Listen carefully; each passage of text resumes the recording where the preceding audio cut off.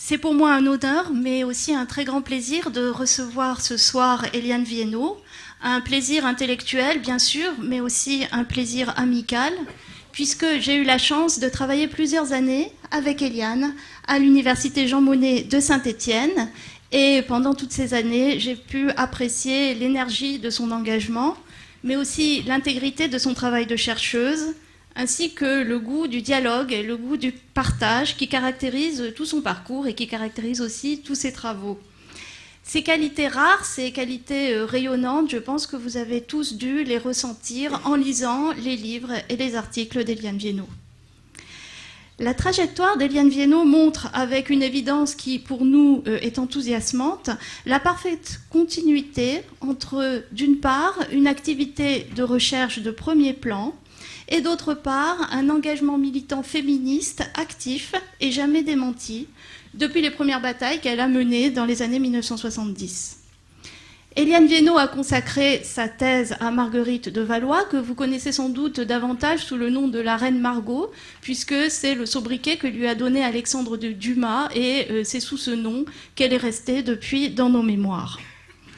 Après cette thèse, Éliane s'est spécialisée dans les écrits des femmes politiques de la Renaissance, en s'intéressant tout particulièrement aux relations entre ces femmes et le pouvoir, ainsi qu'au traitement historique, mais aussi littéraire et politique, de ces relations depuis le XVIe siècle.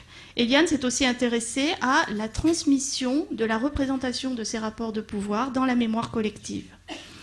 C'est dire que depuis plus de 15 ans, elle travaille à une histoire des relations de pouvoir entre les sexes et notamment à l'exception française, ou plus précisément à la soi-disant exception française en la matière.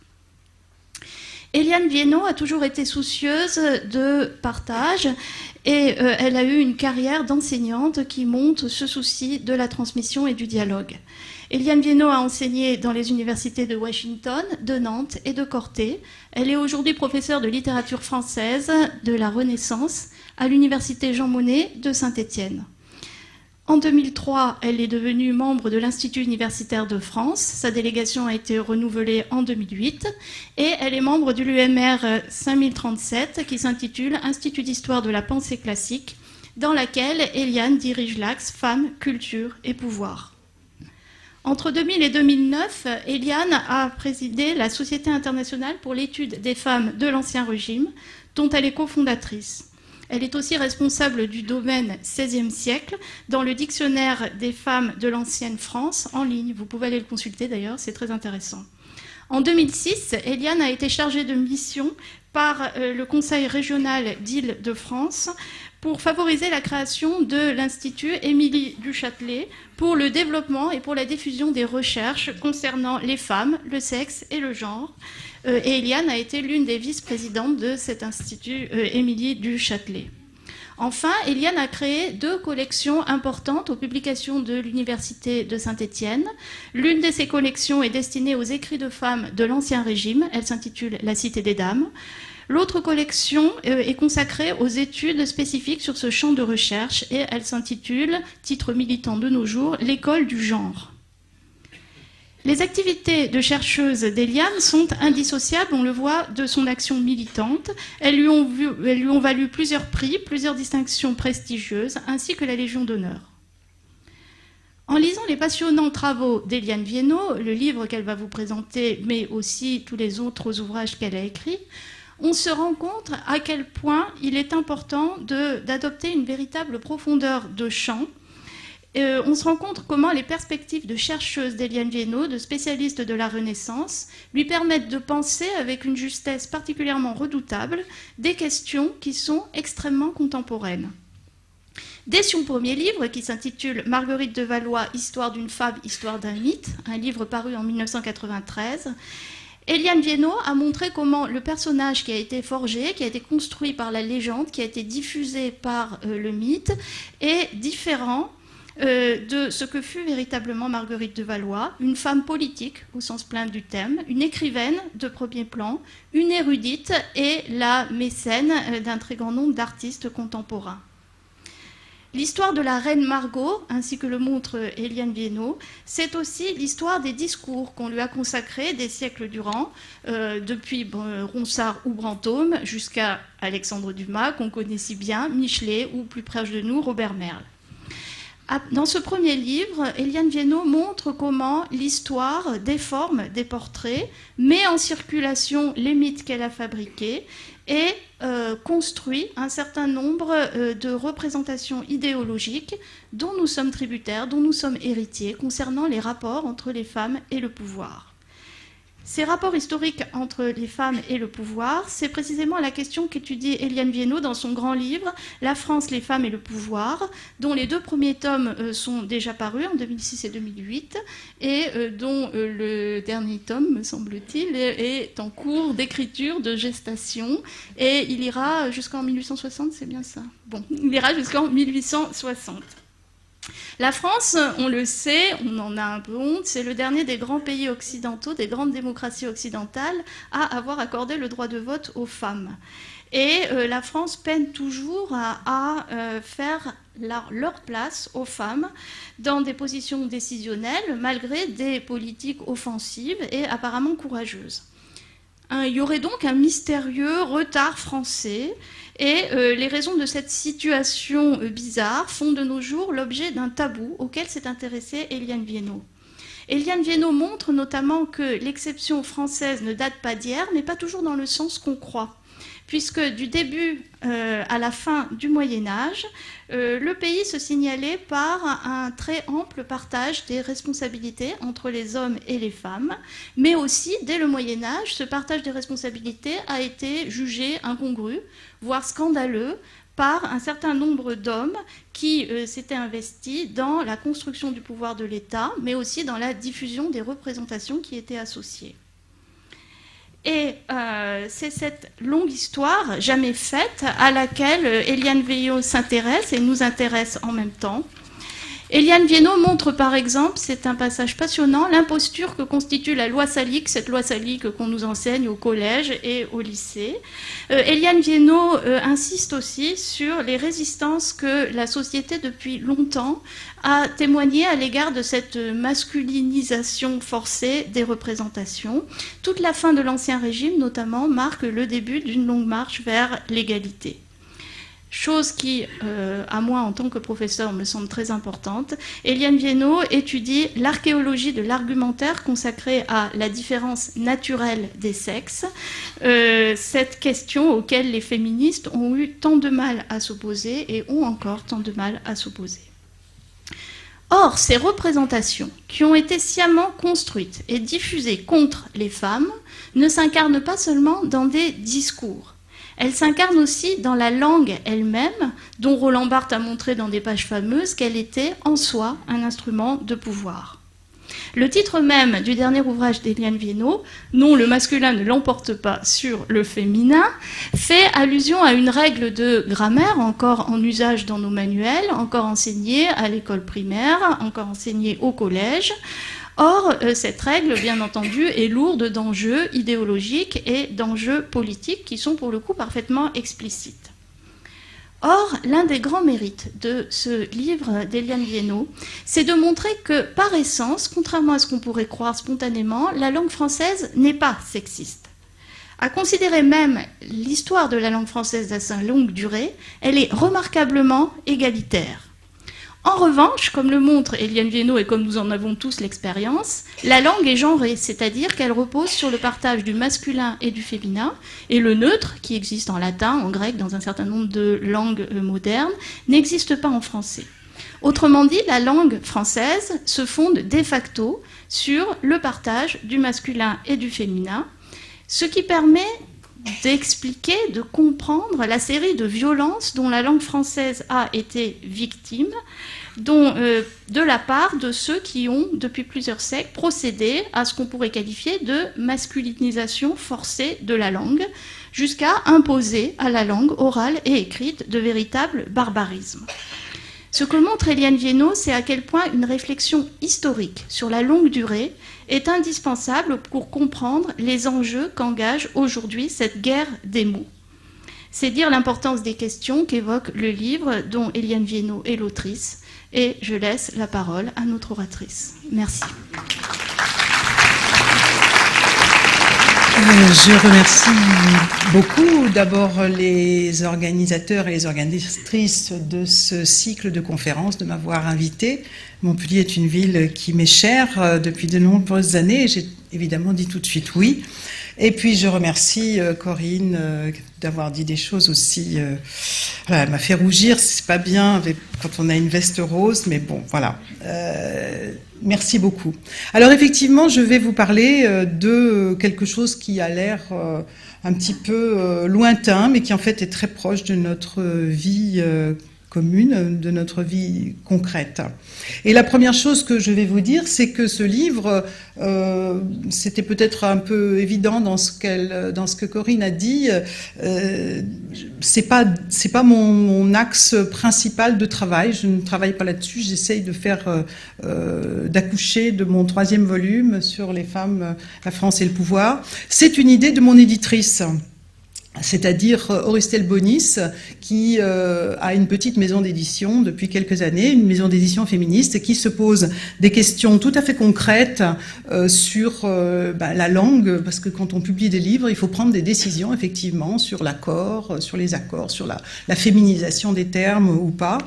Et si elle me l'a demandé, c'est qu'elle me savait effectivement engagée depuis de longues années, Corinne l'a rappelé, dans la CIEFAR, la Société internationale pour l'étude des femmes de l'Ancien Régime. Si vous voyez la 2e rubrique du site de la CIEFAR, s'appelle depuis l'an 2000 la guerre des mots.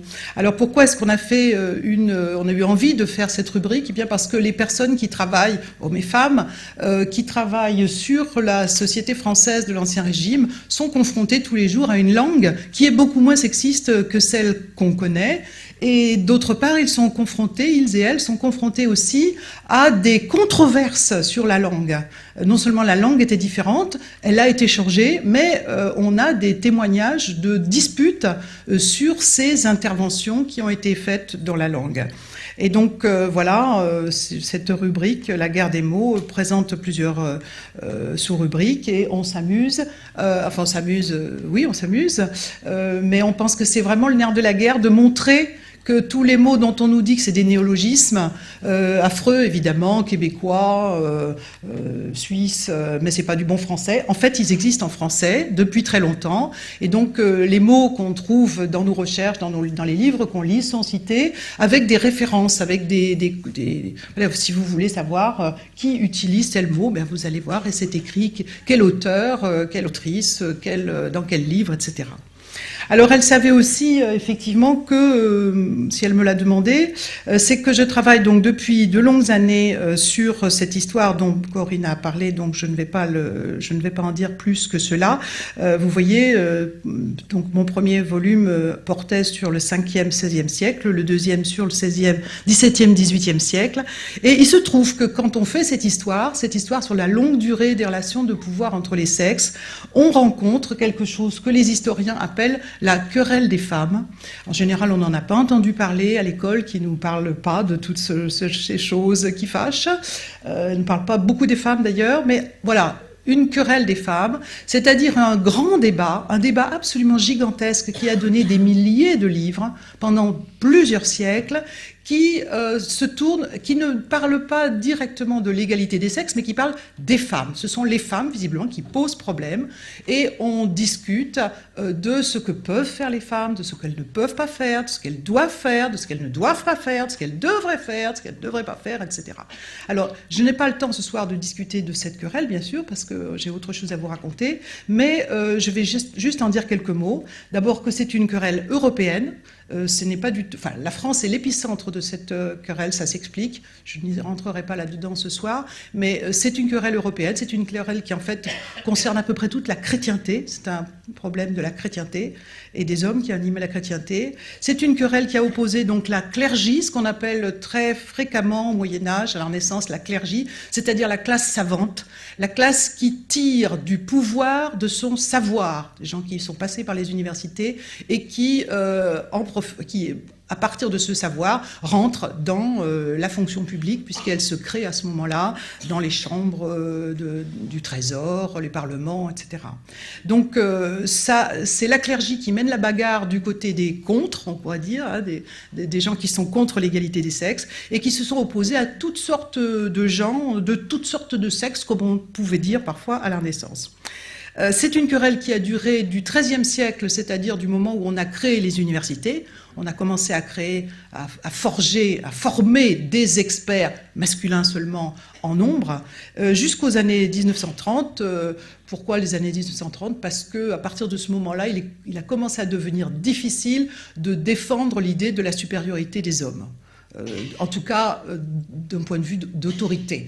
Ça continue à se dire en plaisantant, etc., mais ça ne se défend plus quand on est professeur, quand on est doyen, quand on est président de la République. C'est une querelle qui a porté sur tous les domaines du pouvoir, sur l'accès au pouvoir suprême, est-ce que les femmes peuvent ou non gouverner en France ? C'est une querelle qui a porté sur l'éducation supérieure, bien sûr, puisque les universités avaient été créées et fermées aux femmes, pas seulement aux femmes d'ailleurs, aux juifs aussi, donc fermées à certaines catégories.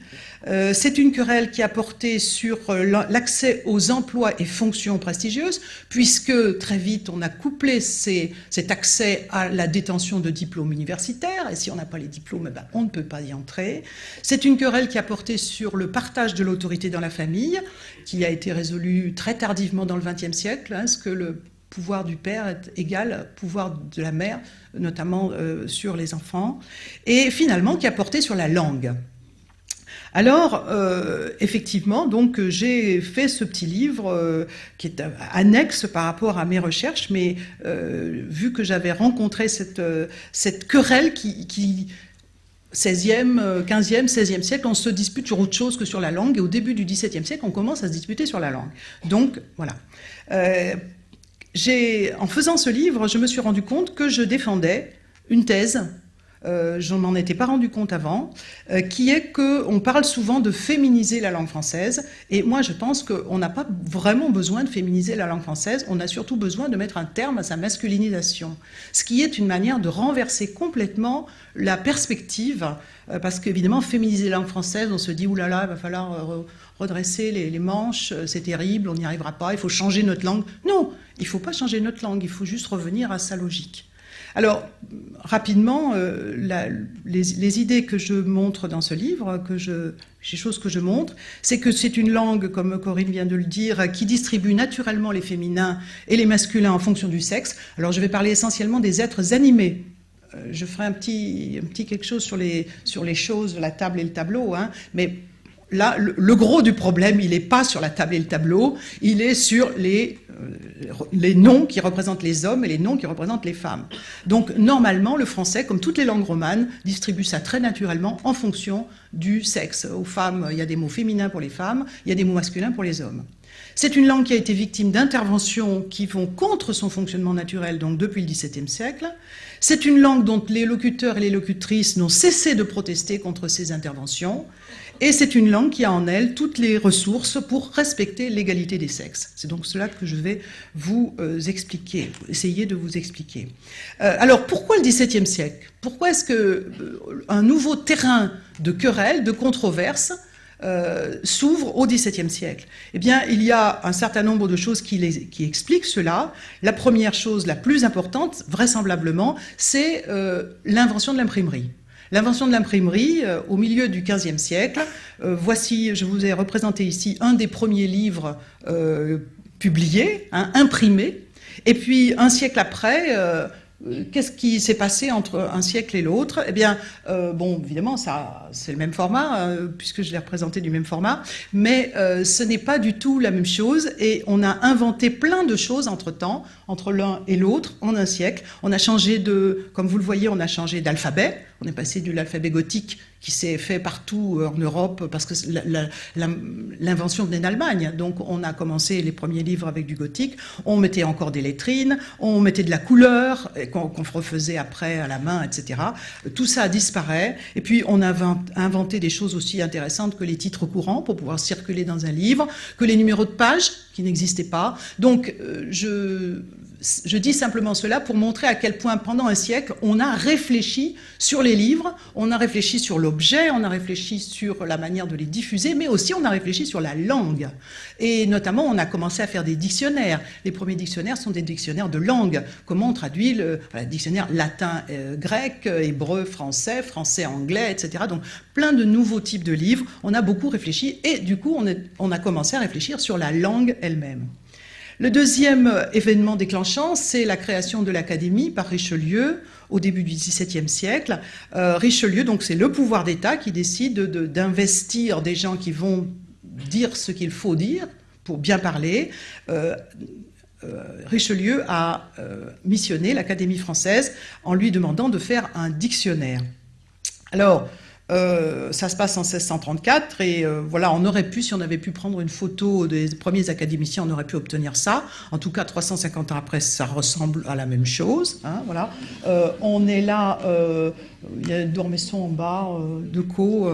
Donc on doit être là dans les années 70, 80, je ne sais pas. Évidemment, il s'est passé quelque chose entre le XVIIe siècle et ce moment-là, c'est qu'il y a un homme de couleur. Mais il n'y a toujours pas de femme. Hein. Vous savez que la première femme est arrivée à l'Académie française en 1981 avec Marguerite Yourcenar. Il ne faut pas confondre, il n'y en a pas deux, trois, c'est des statues hein, derrière Senghor. Ce sont juste des statues. Alors, troisième événement déclenchant pour cette querelle, c'est la féminisation de la cour. La féminisation de la cour qu'on voit ici sur un tableau, c'est-à-dire qu'on saisit à une date assez avancée. On voit notamment, se sont fait représenter dans le tableau Catherine de Médicis, Henri III et l'épouse d'Henri III. Mais la féminisation de la cour de France a été une décision, une politique culturelle, une politique nécessaire, voulue par les trois régentes qui ont gouverné de très longues années. En général, on ne le sait pas non plus, l'école a oublié de nous le dire. Anne de France, la fille de Louis XI, Louise de Savoie, la mère de François Ier, et Catherine de Médicis, qui est à peu près la seule qu'on connaît en général. Ces femmes-là ont beaucoup travaillé pour que la cour se féminise, et pas simplement se féminise avec des jeunes filles attrayantes, mais à donner véritablement des positions de pouvoir aux femmes. Et donc, il y a eu une sorte d'équilibrage, et même parfois, certains contemporains disent que les femmes ont un pouvoir considérable à la cour, et notamment dans l'entourage des régentes elles-mêmes, qui dirigent aussi avec des femmes.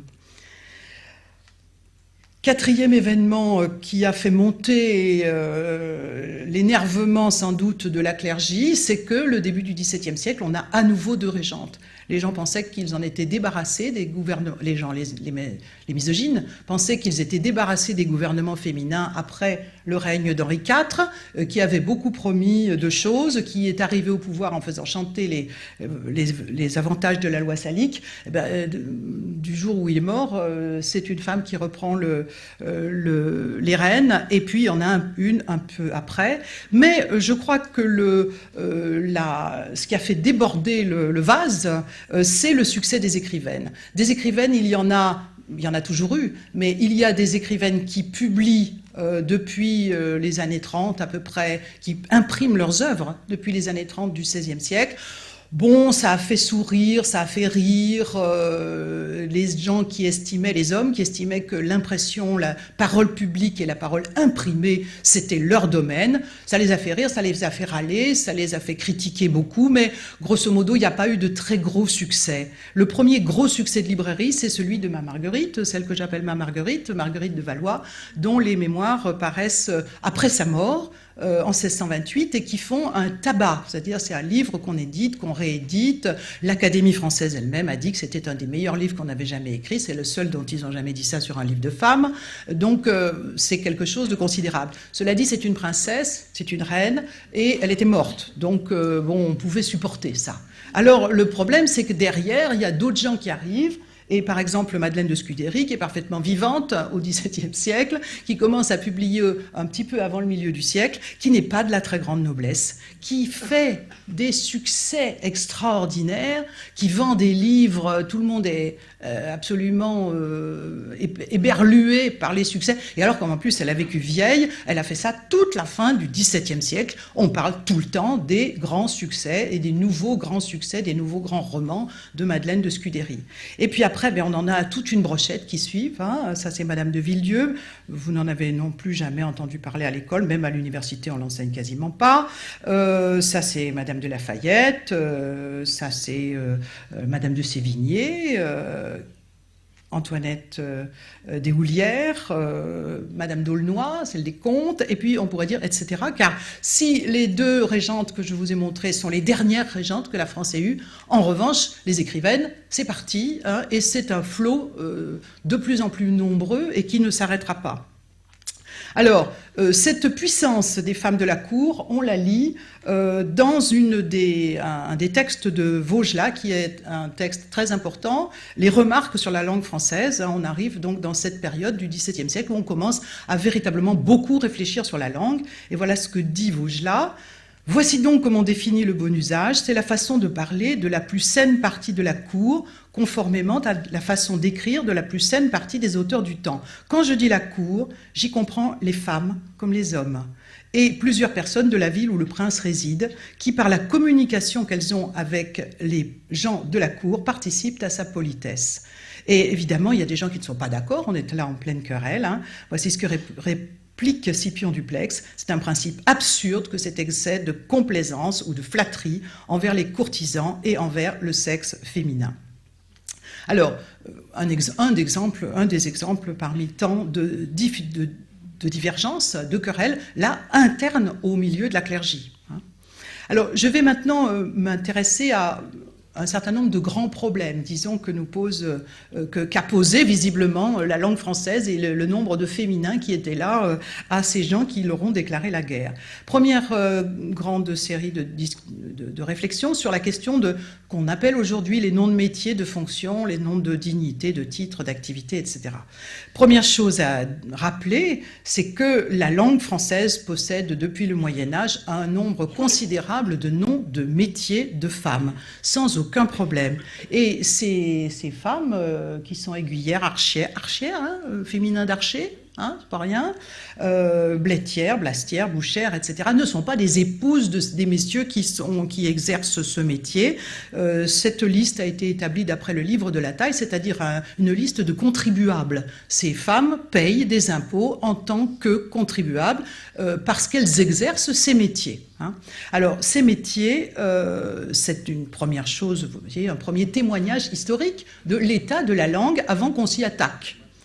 Deuxième chose, un certain nombre de noms qui sont parfaitement courants dans la langue française. Ici, le dramaturge Robert Garnier, on trouve ces trois vers. « Et toi, pauvre vieillotte, autrice malheureuse d'un esclandre si grand pour ta dame amoureuse, pourras-tu regarder le saint trône des dieux ?» C'est un des exemples qu'on trouve. Le mot « autrice » qui vient tranquillement du latin, auctor, auctrix, qui a donné acteur, actrice, auteur, autrice, est évidemment dans la langue française. Hein. Autre milieu, un homme de loi qui écrit un testament, qui prend un testament, Dame Esther Dubois, propriétaire et possesseur de plusieurs maisons et héritages tenus prochainement du roi. Donc là, on est dans le métier, dans la langue juridique. Ce n'est pas un excès de féminisme qui a fait que le rédacteur a mis un « e » à possesseur. C'est pour lui comme ça que cela se disait. Un troisième exemple de Brantôme qui dit « Nous avons eu en notre guerre de la Ligue Madame de Montpensier, sœur de feu Monsieur de Guise, qui a été une très grande femme d'État et qui a porté sa bonne part de matière à bâtir la Ligue. » Le mot femme d'État, l'expression femme d'État est à la portée des contemporains. On utilise ces mots parce qu'il y en a beaucoup des femmes d'État qui, dans la vie politique, s'expriment et agissent. Alors, Plus précisément, au début du XVIIe siècle, donc des grammairiens ont envie d'écrire la langue qu'ils entendent parler autour d'eux. Et voici la règle qui est donnée par Charles Maupas, qui est loin d'être un féministe. Tout nom concernant office d'homme, c'est-à-dire métier d'homme, est de genre masculin. Et tout nom concernant la femme est féminin, de quelque terminaison qu'il soit. Donc, c'est très clair, c'est comme ça qu'on parle autour de lui, c'est comme ça que c'est la règle qu'ils arrivent à identifier. Un autre grammairien et lexicologue dit « Tous les noms de dignité et office appartenant à l'homme sont masculins, pape, évêque, empereur, roi, comte, etc., sont féminins, les noms d'office et conditions appartenant aux femmes, reine, comtesse, duchesse, abbesse, nonne, conseillère, barbière, etc. » Autrement dit, on aurait dit à ces gens-là qu'on allait dire qu'une femme est auteur, un auteur, ils nous auraient regardé comme se demandant de quelle planète on arrivait. Hein. Cela dit, c'est l'époque, les années 30, là où d'autres commencent à trouver que, eh bien, peut-être on pourrait changer les choses. Alors voici un exemple des idées nouvelles, donné par Guy de Balzac, qui est un des premiers académiciens. Pas encore, là en 1934, il est en train de devenir académicien. C'est une règle posée pour certaines par le grammairien Théodose que les noms qui signifient quelque dignité ou quelque possession ne sont pas moins féminins que masculins, comme dux, tyrannus, philosophus. Et de ce principe de grammaire, Servius demeure d'accord avec Théodose, ajoutant aux trois exemples précédents, auctor, senator, balneator, fulo, qu'il dit être du genre commun. Alors, Guy de Balzac a donc trouvé deux grammairiens latins qui soutiennent qu'on peut utiliser des noms masculins, dux, tyrannus, philosophus et les autres, pour parler de tout le monde, pour parler des hommes et des femmes. Qu'est-ce qu'on fait de ça? Est-ce qu'on utilise ça ou est-ce qu'on ne l'utilise pas? Alors, il continue. Je dirais plutôt, pour ma part, donc, que Mademoiselle de Gournay, autrice célèbre du temps, est poète que poétesse, et philosophe que philosophesse. Mais je ne dirais pas sitôt qu'elle est rhétoricien que rhétoricienne, ni le traducteur que la traductrice de Virgile. Alors, qu'est-ce que nous dit cet ajout? Que Guy de Balzac serait pour faire disparaître les marques du féminin de certains mots quand l'équivalent masculin existe et qu'il se termine par un « e ». Il est pour dire poète plutôt que poétesse. Il est pour dire philosophe plutôt que philosophesse, qui se disait couramment à l'époque. Aussi couramment qu'il y avait des philosophesses, évidemment. Mais vous voyez qu'il n'est pas d'accord pour aller plus loin, c'est-à-dire qu'il ne veut pas dire qu'elle est rhétoricien.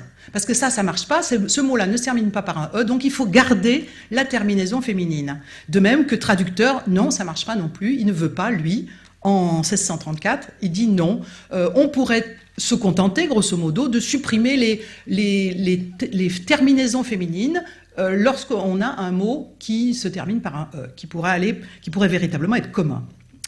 Mais voici que presque 40 ans plus tard, Nicolas-André de Beauregard nous propose autre chose. Il dit « Il faut dire cette femme est poète, philosophe, médecin, auteur, peintre, et non poétesse, philosophesse, médecine, autrice, peintresse, etc. » Alors, c'est bien intéressant. 40 ans plus tard, vous voyez, le progrès avance rapidement. Eh bien, lui, il propose que tous ces mots disparaissent quand ils sont au féminin, au profit de mots masculins. Bien intéressant aussi, ce qu'il nous avoue, en tout cas à nous, historiens, historiennes de la langue, c'est qu'autour de lui, dans la langue de la fin du XVIIe siècle, on continuait de dire qu'une femme était poétesse, philosophesse, médecine, autrice, peintresse. Alors, ces attaques contre les terminaisons féminines ont eu raison d'un certain nombre de mots, notamment les mots qui se terminent en S, S. Voilà. Cela dit, la langue juridique, qui est une langue qui a besoin de clarté, a conservé un certain nombre de mots qui se terminent par ERES, défendresse, demanderesse. La langue des artisans a conservé jusqu'à la fin du XVIIIe siècle des termes qui lui semblaient utiles, librares, peintresse. Et enfin, nous avons conservé quand même un certain nombre de ces mots qui n'ont pas disparu, qui ne sont pas ridicules, contrairement à ce qu'on lit parfois dans les grammaires, que les féminins qui se terminent par S, c'est vieilli et c'est ridicule. Je ne crois pas que ça soit spécialement ridicule, les mots que j'ai mis ici. Autre chose de bien intéressant toujours dans cette citation, c'est quels sont les mots qui l'embêtent? Quels sont les mots sur lesquels, quels sont les métiers sur lesquels on bagarre? Car vous voyez que ça ne l'intéresse pas du tout. Ce sont les métiers de la clergie, ce sont les métiers qui sont pour les intellectuels des métiers prestigieux et qu'ils ont envie d'atteindre, qui sont pour eux des mots qui doivent être déféminisés, qui doivent être masculinisés. Alors, j'ai fait quelques minutes sur le cas d'autrice, que j'appelle le casus belli, car c'est vraiment le cœur de ce qu'ils veulent. Les lettrés veulent être des auteurs, et ils ne veulent pas qu'il y ait d'autres personnes qu'eux sur leur plate-bande. Alors, je reprends toujours alors c'est Guy de Balzac à qui on écrit, cette fois-ci Chaplin, qui est aussi un des premiers académiciens. Ils s'écrivent, ces messieurs, et ils se disent « Il n'y a rien de si dégoûtant que de s'ériger en écrivaine et d'entretenir pour cela seulement commerce avec les beaux esprits. Tout ce que vous dites sur les femmes autrices est admirable. » Qu'est-ce qu'il devait dire? Bon, alors peu importe, plusieurs choses à remarquer ici. Le mot écrivaine est là. Ils l'utilisent tranquillement, ils n'ont pas encore commencé à lutter contre écrivaine, autrice aussi, avec peut-être une certaine gêne, puisqu'ils ne disent pas tout ce que vous dites sur les autrices est admirable, mais sur les femmes autrices, ce qui traduit une difficulté pour eux de dire que c'est mariable, la notion femme et la notion autrice. Mais ce qu'on voit ici, c'est en fait une sorte d'agacement, parce qu'au fond, on dirait que les femmes ne veulent être écrivaines, pas pour être écrivaines, pas pour faire une œuvre, pas parce qu'elles ont quelque chose à dire, mais simplement pour faire commerce avec les beaux esprits. Alors, la réalité est un peu autre. Si on regarde Madame de Villieu, alias Catherine Desjardins, eh bien, Catherine Desjardins en 1662, on est là sous Louis XIV, eh bien, elle est missionnée par le pouvoir d'État pour organiser un spectacle. Et ensuite, elle est chantée comme ceci. Au carrousel de notre roi, ce petit spectacle, la jeune autrice de Torquate, pièce charmante et délicate, a fait en style net et fin un carrousel pour le dauphin. Donc, les femmes ne se contentent pas, les femmes qui essayent d'écrire ne se contentent pas d'essayer de jouer les beaux esprits, de se faire introduire par-ci, par-là. Non, elles sont pensionnées, elles sont remerciées. Villieu est joué par Molière, par la troupe de Molière, devant Louis XIV. On est en train de parler d'autre chose, de vraies concurrentes.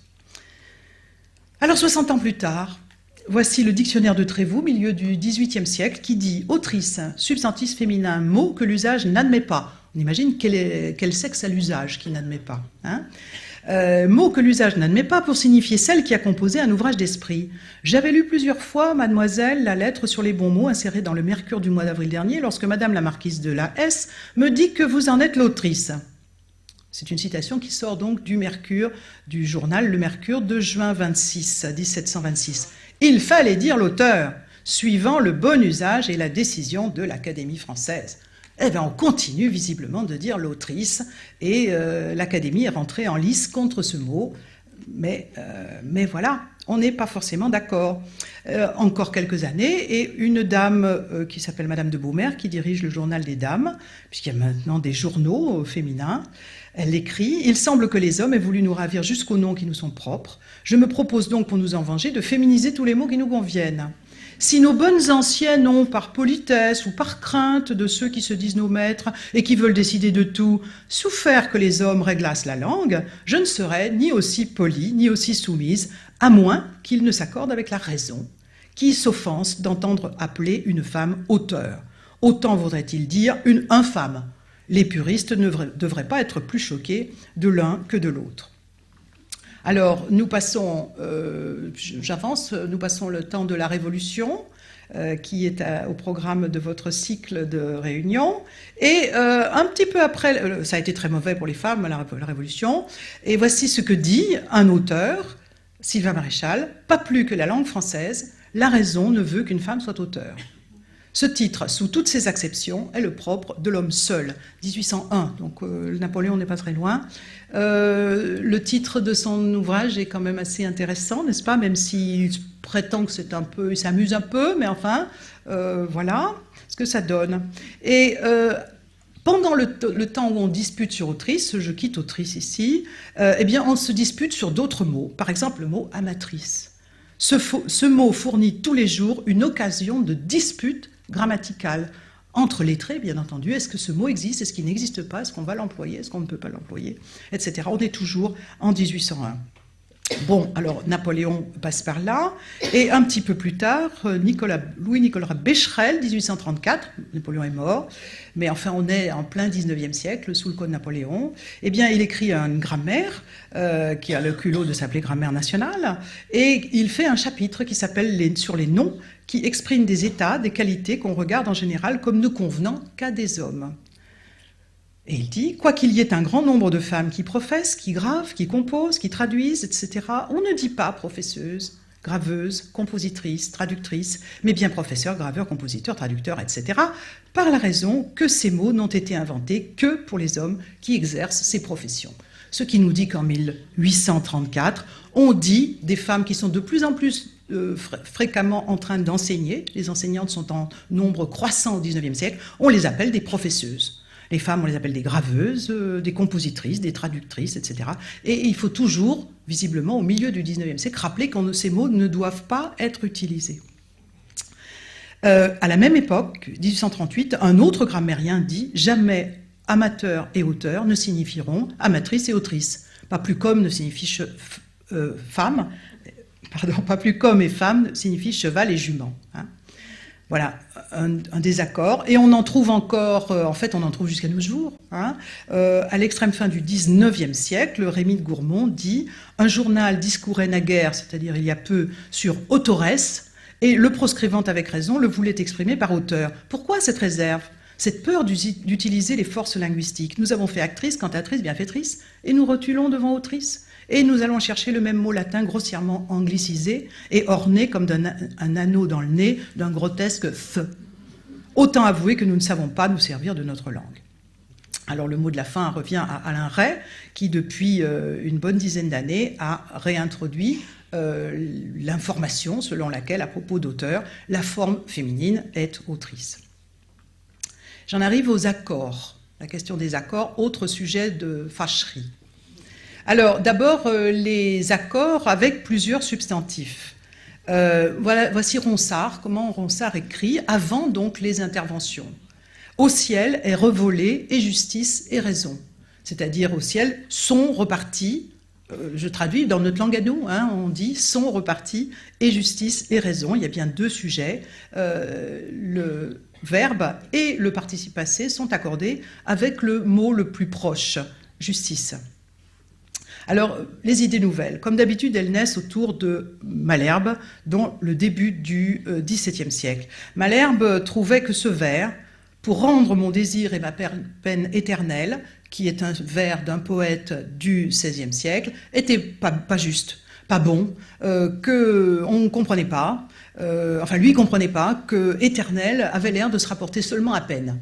Je ne sais pas ce que vous en pensez, mais je crois qu'il avait peut-être un peu dur d'oreille, ou je ne crois pas que ça soit ambigu. Alors, Malherbe, on dit en tout cas, les successeurs de Malherbe disent qu'il n'aimait pas non plus « Ce peuple a le cœur et la bouche ouvertes à vos louanges ». Alors voici Vaugelas à nouveau qui commente cette gêne prétendue de Malherbe. On est très gênés parce qu'on n'a pas, Malherbe n'a pas écrit de grammaire, donc on ne sait pas, on est obligé de déduire des choses. Alors, est-ce que ça pose problème ? Oui, Malherbe dit c'est pas possible, on ne peut pas dire la bouche ouverte, puisqu'il y a à la fois le cœur et la bouche. Donc on ne comprend pas, il faut faire autre chose, il faut mettre au masculin. Que dit Vaugelas ? Comment dirons-nous donc ? Il faudrait dire ouvert, selon la grammaire latine qui en use ainsi, c'est faux, mais enfin, il le dit. Pour une raison qui semble être commune à toutes les langues, que le genre masculin étant le plus noble, doit prédominer. Toutes les fois que le masculin et le féminin se trouvent ensemble. Vous voyez, si on parle de langue. Hein. Mais L'oreille a de la peine à s'y accommoder, parce qu'elle n'a point accoutumé de l'ouïr dire de cette façon, et rien ne plaît à l'oreille, pour ce qui est de la phrase et de la diction, que ce qu'elle a accoutumé d'ouïr. Je voudrais donc dire ouverte, qui est beaucoup plus doux, tant à cause que cet adjectif se trouve joint au même genre avec le subjonctif qui le touche, que parce qu'ordinairement on parle ainsi, qui est la raison décisive. Et d'une certaine manière, il a raison.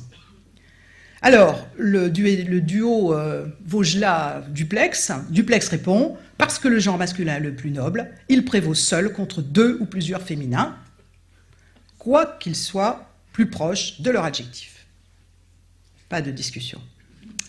Et voici Racine, quelques 25 ans plus tard, qui écrit « Mais le fer, le bandeau, la flamme est toute prête. » C'est-à-dire que les injonctions qui sont semées par les linguistes ne sont entendues de personne, ou du moins, peut-être parce que, comme le dit Vaugelas, on est habitué à autre chose, on continue d'écrire selon l'ancien usage. Et voici Madame de Lafayette qui écrit « Elle passa tout le jour des fiançailles chez elle à se parer pour se trouver le soir au bal et au festin royal qui se faisait au Louvre. » Et pas royaux, hein, parce qu'il y a à la fois le bal et le festin, mais voilà, la langue de l'époque veut qu'on parle comme ça. Et puis, au moment de la Révolution, le sujet est toujours en débat, on n'est toujours pas d'accord sur cette histoire du genre masculin qui est le plus noble. Alors, des dames, on ne sait pas qui, parce que beaucoup de requêtes qui sont envoyées à l'Assemblée nationale ne sont pas signées, elles sont anonymes, mais des dames écrivent en disant, elles demandent qu'il y ait une loi en 10 points qui soit prise, et un des points de ces lois, c'est le genre masculin, c'est un décret, hein, le genre masculin ne sera plus regardé, même dans la grammaire, comme le genre le plus noble, attends-tu que tous les genres, tous les sexes et tous les êtres doivent être et sont également nobles. Hein, on est là en plein dans l'esprit de 89, même si on est encore en 92 et les choses n'ont pas encore vraiment mal tourné. Eh bien, nous passons un peu de temps et voici ce que dit un partisan farouche de Napoléon et du Code Napoléon, donc pas un féministe. La puissance des pères, celle des maris, est rétablie grâce au Code Napoléon. Il vante le Code Napoléon. La puissance des pères, celle des maris, est rétablie en même temps que renfermée dans ses limites naturelles. En ramenant l'ordre dans les familles, elle le fera régner dans la grande famille de l'État et fortifiera les lois par les mœurs. Il y a bien deux puissances, la puissance paternelle et la puissance maritale. Mais l'accord de proximité continue à fonctionner, vous voyez, au début du 19e siècle. Et nous reprenons Becherel, 50 ans, à peu près 40 ans plus tard. Quand il y a plusieurs substantifs de différents genres, l'adjectif se met au masculin pluriel. Que cet adjectif précède ou suive immédiatement les substantifs exprimés, ou qu'il en soit séparé par un verbe. Voilà, c'est la loi. Observation. Et on entend Vaugelas. L'euphonie exige, c'est l'euphonie qui proteste évidemment, hein, d'habitude. L'euphonie exige que l'on énonce quelquefois le substantif masculin avant le féminin, quand l'adjectif n'a pas la même terminaison pour les deux genres. Ainsi, l'on dira « cet acteur joue avec une noblesse et un goût parfait », plutôt que « avec un goût et une noblesse parfait ». Parce que dans cette dernière construction, la rencontre du substantif féminin noblesse et de l'adjectif masculin parfait, dure et désagréable. Oui, on entend la domination dans un cas, alors qu'on ne l'entend pas dans l'autre. Pour nous, cette affaire est réglée, enfin elle paraît réglée. Nous avons tous appris à l'école que le masculin l'emporte sur le féminin, ce qui est une formule assez différente de le genre masculin est plus noble. Le genre masculin plus noble a été abandonné visiblement sous la Troisième République. Ils se sont dit ça ne va pas passer, on ne peut pas dire des choses comme ça. Il n'empêche que c'est ceci que nous avons appris. Et un grammairien, un linguiste de nos jours a fait cette recherche et il dit, il a regardé comment les nouvelles grammaires s'exprimaient. Eh bien, il dit, sous sa forme littérale, cette formule est, si j'ai bien lu, absente des grammaires scolaires de la fin du 19e siècle et du 20e siècle. Autrement dit, les grammairiens n'osent plus dire le genre est le plus noble et ils n'osent même pas écrire le masculin l'emporte sur le féminin. Alors, comment ça nous est arrivé? Certainement par des instructions aux instituteurs, des instructions non, pas des livres qui se publient, mais des instructions scolaires. Hein, parce qu'on n'a quand même pas rêvé, on a tous appris cette formule. Autre accord avec les participes présents. Vous avez peut-être vu passer tout à l'heure dans le placard que j'ai montré tous les noms de dignité et d'office appartenant, avec un S, à l'homme sont masculins, et ensuite les noms d'office et conditions appartenantes aux femmes. Par la même occasion, vous pouvez voir, alors d'une part, que les participes présents s'accordent, et d'autre part que ce personnage fait, cet écrivain fait un accord de proximité, puisque appartenant s'accorde avec office, bien qu'il y ait dignité avant, et appartenante s'accorde avec condition, bien qu'il y ait le mot office avant. Alors, qu'est-ce qu'on fait avec cela? Eh bien, des idées sont qu'on pourrait laisser variable la forme qui exprime un état du substantif, la forme qui dépend de lui. Par exemple, dans les conditions suivantes devront être remplies. Là, on laisse varier le participe présent, il devient féminin parce que condition est féminin. C'est ce qu'on appelle de nos jours l'adjectif verbal. Deuxième idée, bloquer sur le masculin singulier la forme qui régit d'autres mots. Par exemple, les conditions suivant le préambule devront être remplies. C'est ce qu'on appelle aujourd'hui un participe présent. Je vous invite à voir les connotations qui sont sous ces termes, ce qu'on laisse flotter parce que ça dépend, parce que ça exprime un état, on subit un état, donc ça peut flotter. En revanche, une forme qui régit, eh bien, elle récupère de la force et elle ne varie plus. Alors, on dit que c'est un variable, mais en réalité, ce n'est pas juste un variable, c'est bloqué sur le masculin singulier. Et 50 ans plus tard, un autre testament, eh bien, voilà une dame qui est receveuse, veuve de maître Jacques Boquet, qui est procureur fiscal et receveur de la terre de seigneurie de Vignoly, y demeurante et étante en bonne santé. Voilà, c'est la loi, c'est la langue qu'on parle. Hein. Un autre exemple qui sort d'un article de Pierre Bayle, qui est un grand philosophe de la fin du XVIIe siècle, dont on a réédité le dictionnaire pendant des décennies. Donc, il est dans les mains de lettrés, ce dictionnaire. Ce n'est pas des féministes qui ont rajouté des mots ou des lettres. Eh bien, on dit encore à cette époque-là, milieu du XVIIIe siècle, il y eut lettre contenante, mandement, très express, pour lui faire ouverture. Je passe maintenant à la question des pronoms, autre sujet de fâcherie. Les pronoms en français sont remarquablement équilibrés. Quand ils sont genrés, voilà ce qu'on a comme série genrée, eh bien, globalement, on a des distributions selon le sexe, et on a deux problèmes qui sont les pronoms sujets qui devraient être communs. Vous voyez que nous est commun, véritablement commun, vous est véritablement commun, mais quand on arrive à la troisième personne du pluriel, eh bien, on n'a que il, ou enfin elle, peut-être, on a peut-être le choix. Évidemment, c'est pas elle qui a gagné. Voilà, qui représente des collectivités mixtes. Alors, je n'ai pas vu, il faudrait faire sans doute des recherches plus profondes, je n'ai pas vu de protestation contre cet usage du il quand on parle d'un collectif mixte. En revanche, ce qu'on voit, c'est qu'on a même failli perdre le elle. On a même failli avoir un pronom masculin pour désigner une assemblée entièrement féminine. Ça remonte avant les interventions, c'est dans la langue des clercs. Les clercs parlent au masculin en général. Voici ici François Villon, qui en est un, et un texte que vous connaissez tous, la Reine Blanche comme Lys, qui chantait à voix de sirène. Donc c'est la ballade des dames du temps jadis, on y parle de la Reine Blanche, de Berthe, de Biétrix, d'Alice, Arambourgiste, et Jeanne, la bonne Lorraine. Où sont-ils? Pas où sont-elles, mais où sont-ils? Vierge souveraine. Et on voit alors ça continue à se dire comme ça en partie, et ça bagarre sur cet usage du il et du elle. Et Marguerite Buffet, qui est une des femmes qui a écrit un traité sur la langue, dit, par exemple, en parlant de féminin, on dira « ils sont allés en tel endroit, ils sont jolis, ils sont bien faites ». Il faut dire « elles sont allées en tel endroit, elles sont jolies, elles sont bien faites ». Et pour tout le féminin de même. En d'autres termes, on dit aussi qui sont belles, qui sont riches, qui sont propres. Il faut dire qu'elles sont propres, qu'elles sont belles, qu'elles ont de l'esprit. Ça, c'est pour les femmes, il y a problème.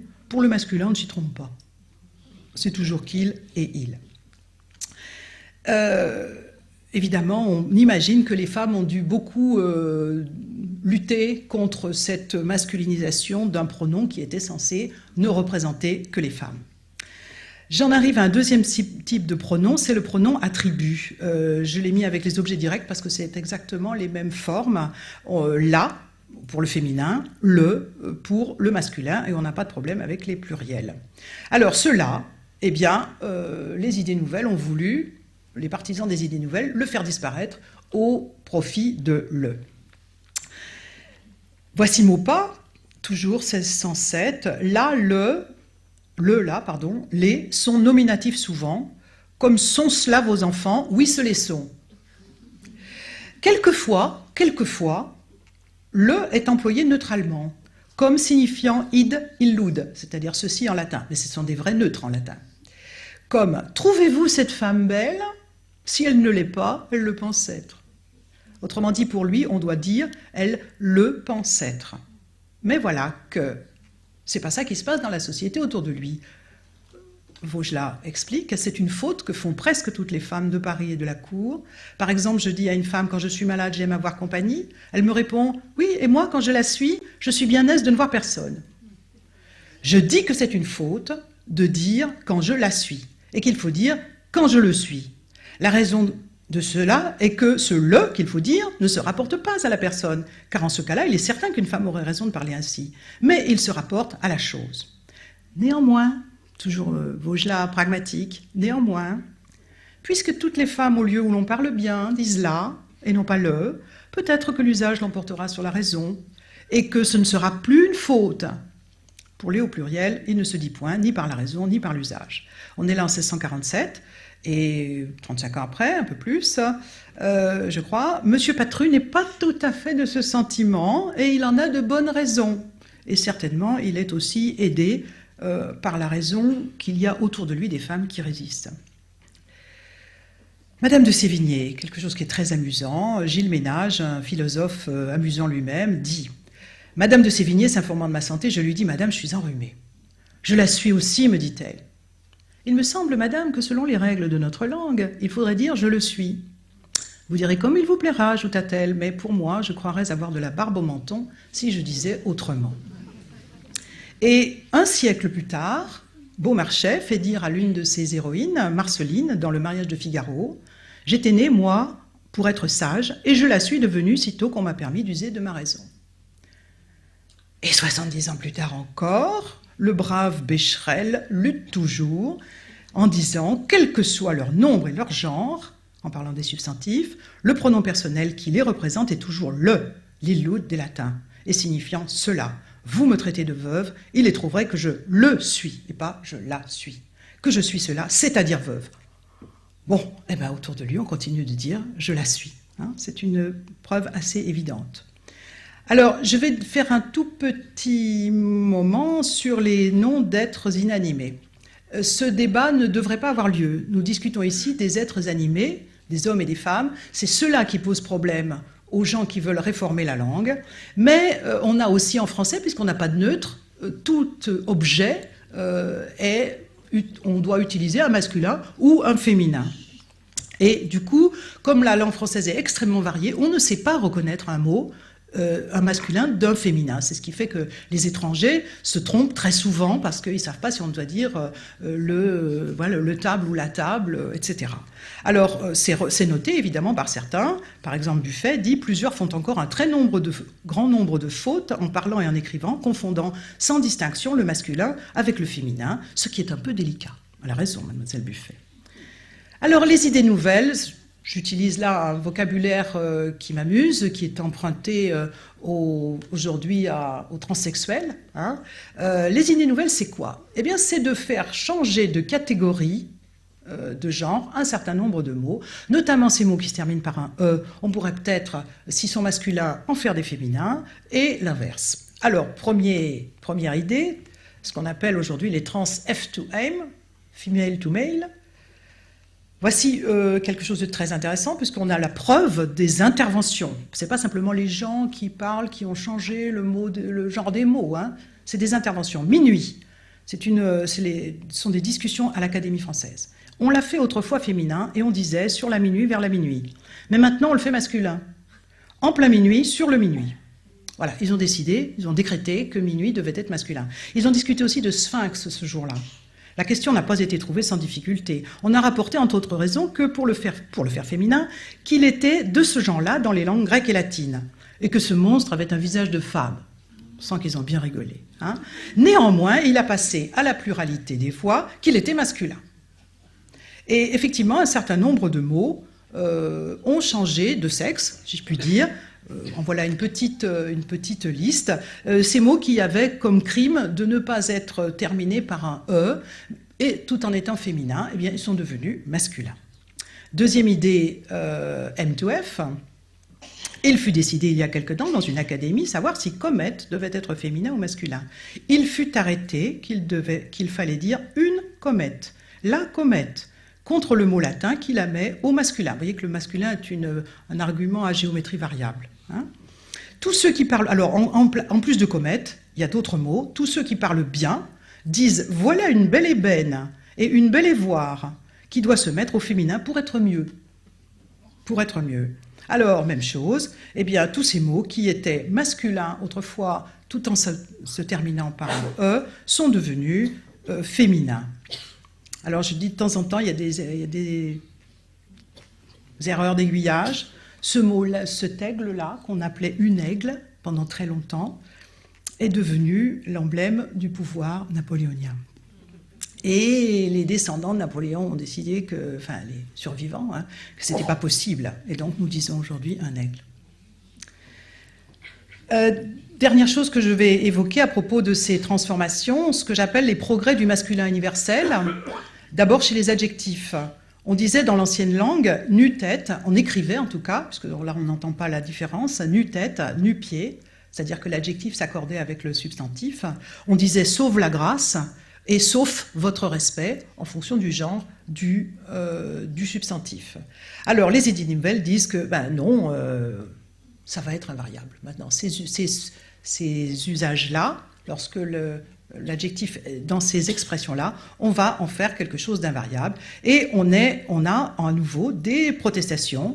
Marguerite Buffet, qui n'a pas l'impression, elle, de faire des protestations. C'est pas une contestatrice, donc elle exprime vraiment ce qui se dit autour d'elle. « Je me fais fort de cela n'est bon que pour le masculin. Pour une femme, il faut dire « je me fais forte de cela ». Elle dira aussi « je suis demeurée courte de temps, par exemple, de quelque argent ». Il faut dire « courte ». Donc il faut restituer du féminin, on ne peut pas... Mais vous savez que c'est plus ou moins passé. Dans les participes passés, même chose, excepté sa fille et « e ». Vu les circonstances, UES, on le disait, on l'écrivait comme cela. Et les édits nouvelles sont allés dans le même sens, c'est-à-dire qu'on allait mettre ces mots invariables. Alors ici, on a une protestation qui est beaucoup plus tardive que celle que j'ai repérée, qui est de Maurice Grévis, et qui dit « ôter », par exemple, il réfléchit sur tous ces mots, mais entre autres sur « ôter ». « Ôter » antéposé est invariable selon les grammairiens et les lexicographes, mais ils ne produisent que des exemples fabriqués pour la circonstance. On ne saurait blâmer les auteurs qui s'émancipent d'une règle si peu assurée. Et il cite Pascal, « ôter ceux qui sont intéressés par les sentiments de la nature, il n'y a point de chrétiens qui ne doivent s'en réjouir. » Alors parce que Grévis a pignon sur rue encore aujourd'hui, enfin il est mort, mais son ouvrage a encore... On dit aujourd'hui, on fait comme on veut. Hein, donc on met, excepté si vous voulez, les deux sont acceptés. Toujours dans les progrès du masculin universel, la prétendue formation des féminins. À partir du XVIIe siècle, on voit des chapitres s'intéresser à la formation des féminins. Par exemple, toujours Maupas. Les noms en heure font leur féminin ordinairement en heuresse. Exemple, demandeur, demanderesse, défendeur, défenderesse, etc. Menteur, menteuse et menteresse. Pour menteur, il y a deux féminins. Et peut-être que tous peuvent recevoir ces deux formes. Aucun mot, emprunté récemment du latin, retiennent la forme latine, inventeur, inventrice, procureur, procuratrice. Ce qui est remarquable ici, c'est qu'il estime que les noms féminins viennent des noms masculins.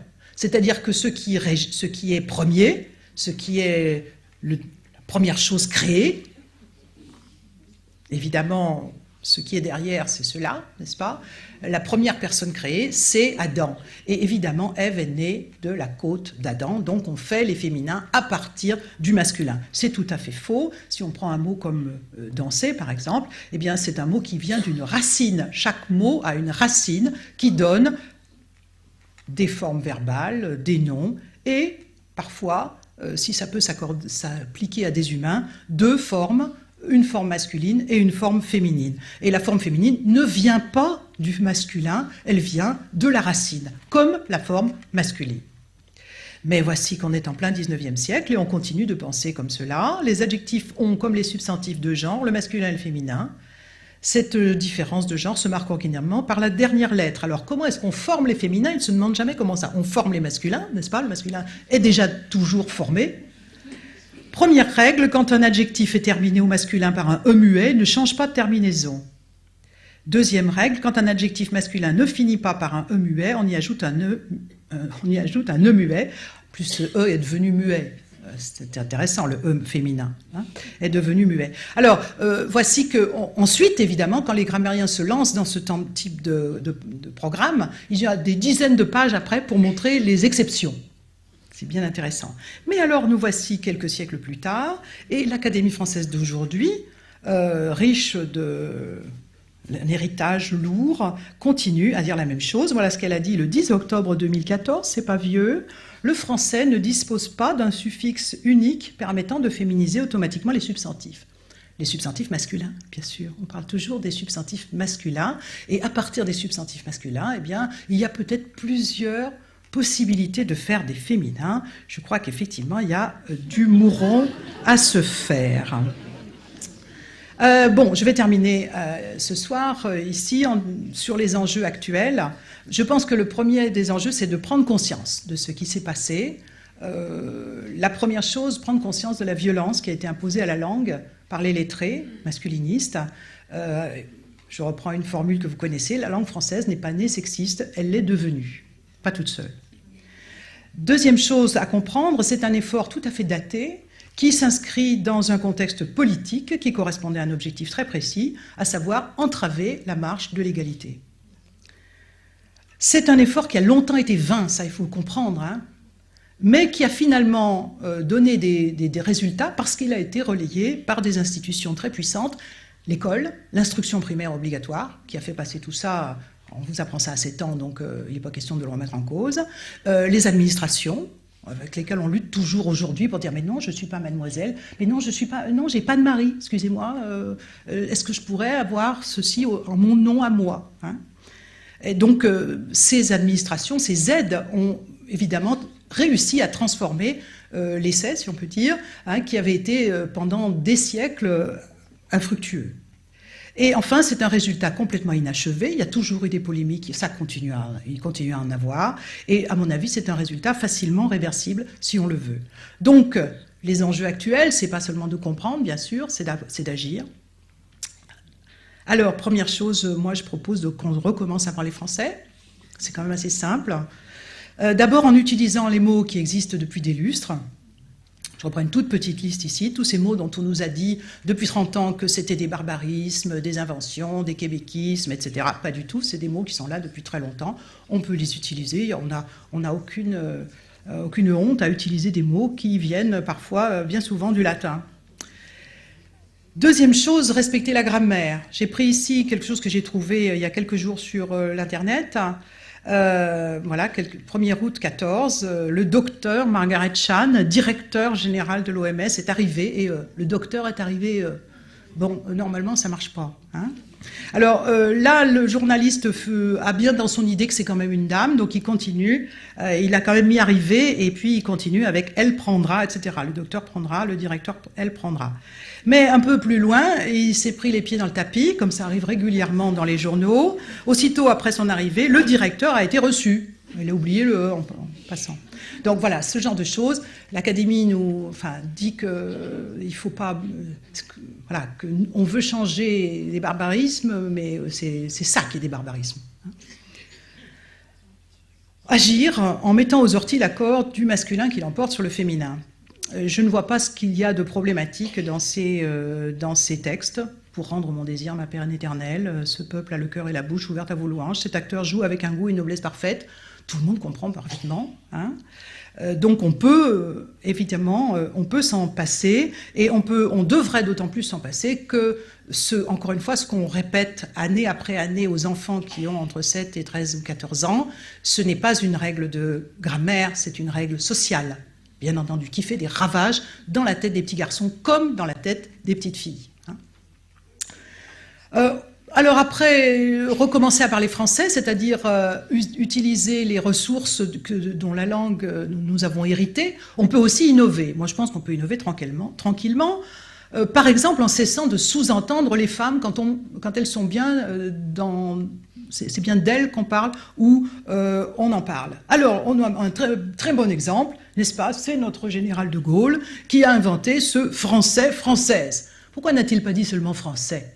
Eh bien, parce que les femmes votent à partir de ce moment-là. Hein? Alors là, il ne faut pas les oublier. Bon, alors quand on sait ne pas les oublier, si le général de Gaulle a réussi cet exploit, je pense qu'on peut tous s'y mettre, hein?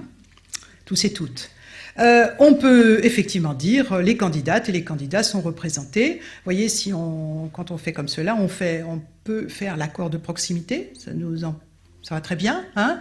On a mis les candidates et les candidats. On sait qu'on parle des hommes et des femmes. On peut dire celles et ceux qui même me suivront. On peut innover. On peut aussi mentionner les deux sexes à l'écrit. Là, je parlais de l'oral. On peut répéter les Français et les Françaises. Ça ne coûte pas bien cher. On peut utiliser un certain nombre il y a aujourd'hui en concurrence un certain nombre de propositions qui sont faites par les gens qui voudraient parler non sexiste, avec un trait d'union, avec deux traits d'union, avec un point au-dessus, avec un E majuscule. Bon, on verra. L'essentiel peut-être, c'est de ne pas mettre les femmes entre parenthèses. Ça, c'est assez mauvais goût. Moi, personnellement, mon éditrice, par exemple, si vous lisez mon livre, elle a fait le choix du point. Moi, je préfère le trait d'union parce que je trouve que c'est beaucoup plus traditionnel. On a l'habitude du trait d'union. Faire un point surélevé, ça demande 3 manipulations quand on fait du traitement de texte. Bon, donc voilà. Mais à part ça, je pense que d'ici, dans les années qui viennent, on va se mettre d'accord sur un choix. On peut aussi associer l'ancien et le nouveau. Par exemple, un texte comme ceci, les auditeurs et les auditrices ont été appelés à voter pour la ou le meilleur candidat. Eh bien, voilà, si on met à la fois répéter les deux mots, mettre en présence les deux mots et utiliser l'accord de proximité, ça nous fait accorder, par exemple, appeler avec auditrice, mais candidat et meilleur avec le qui est le mot le plus proche, n'est-ce pas? Et de même, chers et chers amis, on n'a pas besoin de répéter ami, ami sans etc. Et j'en profite pour vous dire que si on doit faire, si on suit cette proposition d'exprimer les deux termes, on n'a pas besoin de faire passer la galanterie. L'ordre n'est pas celui de la galanterie, c'est l'ordre de l'ordre alphabétique. La ou le meilleur candidat, la passe devant le, mais cher passe devant cher, mais auditeur passe devant auditrice. Et en fait, quand on s'amuse à ça, quand on prend cette gymnastique-là, on voit que le français répartit absolument. Un coup, c'est le masculin qui va être devant, un coup, c'est le féminin, en fonction du fait qu'il y a des articles, pas d'articles, etc. Bon, parmi les choses à faire, il faut mobiliser les enseignants et les enseignantes. Il est clair que les réformes qu'on peut faire ne passeront pas sans elles et eux. C'est l'école qui a fait passer des mauvaises idées, qui a fini par les faire passer, pas parce que l'école est mauvaise en soi, mais parce qu'il y avait des programmes qui étaient imposés. Et il est évident qu'il faut commencer avec la jeunesse. Et donc les enseignants ont un rôle absolument majeur ici. La dernière chose qui s'adresse plutôt aux spécialistes, c'est qu'il ne faut pas se gêner pour dénoncer les incompétents et les incompétentes, puisque maintenant il y a des incompétentes.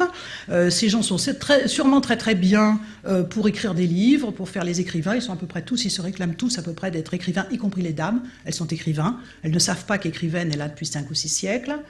Mais en tout cas, pour la grammaire, ils n'y connaissent rien. Il n'y a pas un agrégé de grammaire parmi eux. Il n'y a pas un linguiste parmi eux. Il n'y a pas un historien ou une historienne de la langue parmi eux. Donc il ne faut pas s'étonner qu'ils nous disent des sottises. Hein ?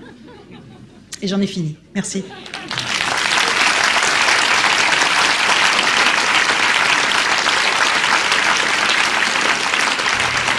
beaucoup Eliane pour cette traversée héroïque et pour ces idées qui sont extrêmement revigorantes, extrêmement optimistes et qui nous ouvrent toutes sortes d'horizons. En t'écoutant parler, je pensais à une modification de langue que vous avez peut-être remarqué chez vos élèves ou chez vos enfants. Moi, j'ai 3 garçons, donc j'ai eu l'occasion de remarquer cela. Dans les cas où notre génération disait « les gars, on y va », maintenant ils disent « les gens, on y va ». Alors, gens est toujours masculin. Ils disent pas les personnes, on y va. Mais ils disent les gens là où autrefois on aurait dit les gars, et exactement dans ces catégories d'usage. Ça m'a frappé favorablement et je me suis dit qu'on allait peut-être arriver à quelque chose. En écoutant Eliane, j'étais aussi très contente qu'elle nous fasse remarquer cette évidence. Chaque fois qu'un grammairien rectifie et dit il ne faut pas dire mais il faut dire, ça veut dire que ce qu'on dit, c'est la première formule qui est dénoncée comme fautive. Chaque fois qu'on interdit une pratique, ça veut dire que cette pratique continue à être attestée. Autrement dit, ça veut dire que très loin dans le 19e siècle, les formules que Becherel et consorts condamnaient étaient en usage. Donc, effectivement, ça devrait être facilement réversible. Et de ce point de vue-là, je voulais te demander, à ton avis, nous autres enseignantes, enseignants, par quoi faut-il commencer ? Par le lexique ? Quel type de lexique ? Par les règles d'accord ? Comment s'y prendre ?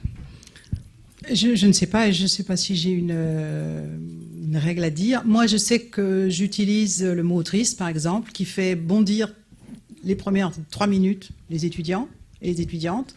Et donc, enfin, bondir, ils me regardent comme s'il se m'était passé quelque chose de très grave, comme si je m'étais déshabillée, parce qu'on a intégré les interdits. Donc, si on dit un équipementier et une équipementière, ça fait... les tendances haussières et baissières de la bourse, personne ne bouge.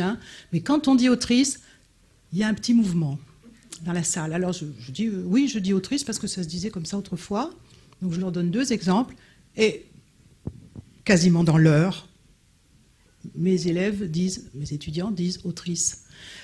Alors je leur dis, mais bon, faites attention si vous êtes en face de professeurs qui commencent à pâlir, à rougir, à verdir, retirez. Et puis le jour où vous faites une demande pour un travail, n'y allez pas ce jour-là avec vos idées révolutionnaires.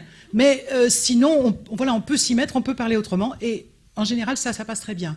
Alors, la question des accords, c'est encore autre chose, c'est plus compliqué, ça demande plus de discussion. Mais en général, moi, je ne suis pas prof de grammaire, donc je n'ai pas le temps de parler de ça pendant des heures. Mais je trouve que le lexique est quand même en plus, c'est ce qui pose le plus de problèmes. C'est là-dessus que bagarre l'Académie. Ils ne se sont pas encore rendus compte qu'il y a une offensive contre l'accord du masculin, alors que ça fait 3-4 ans que c'est sur le tarmac.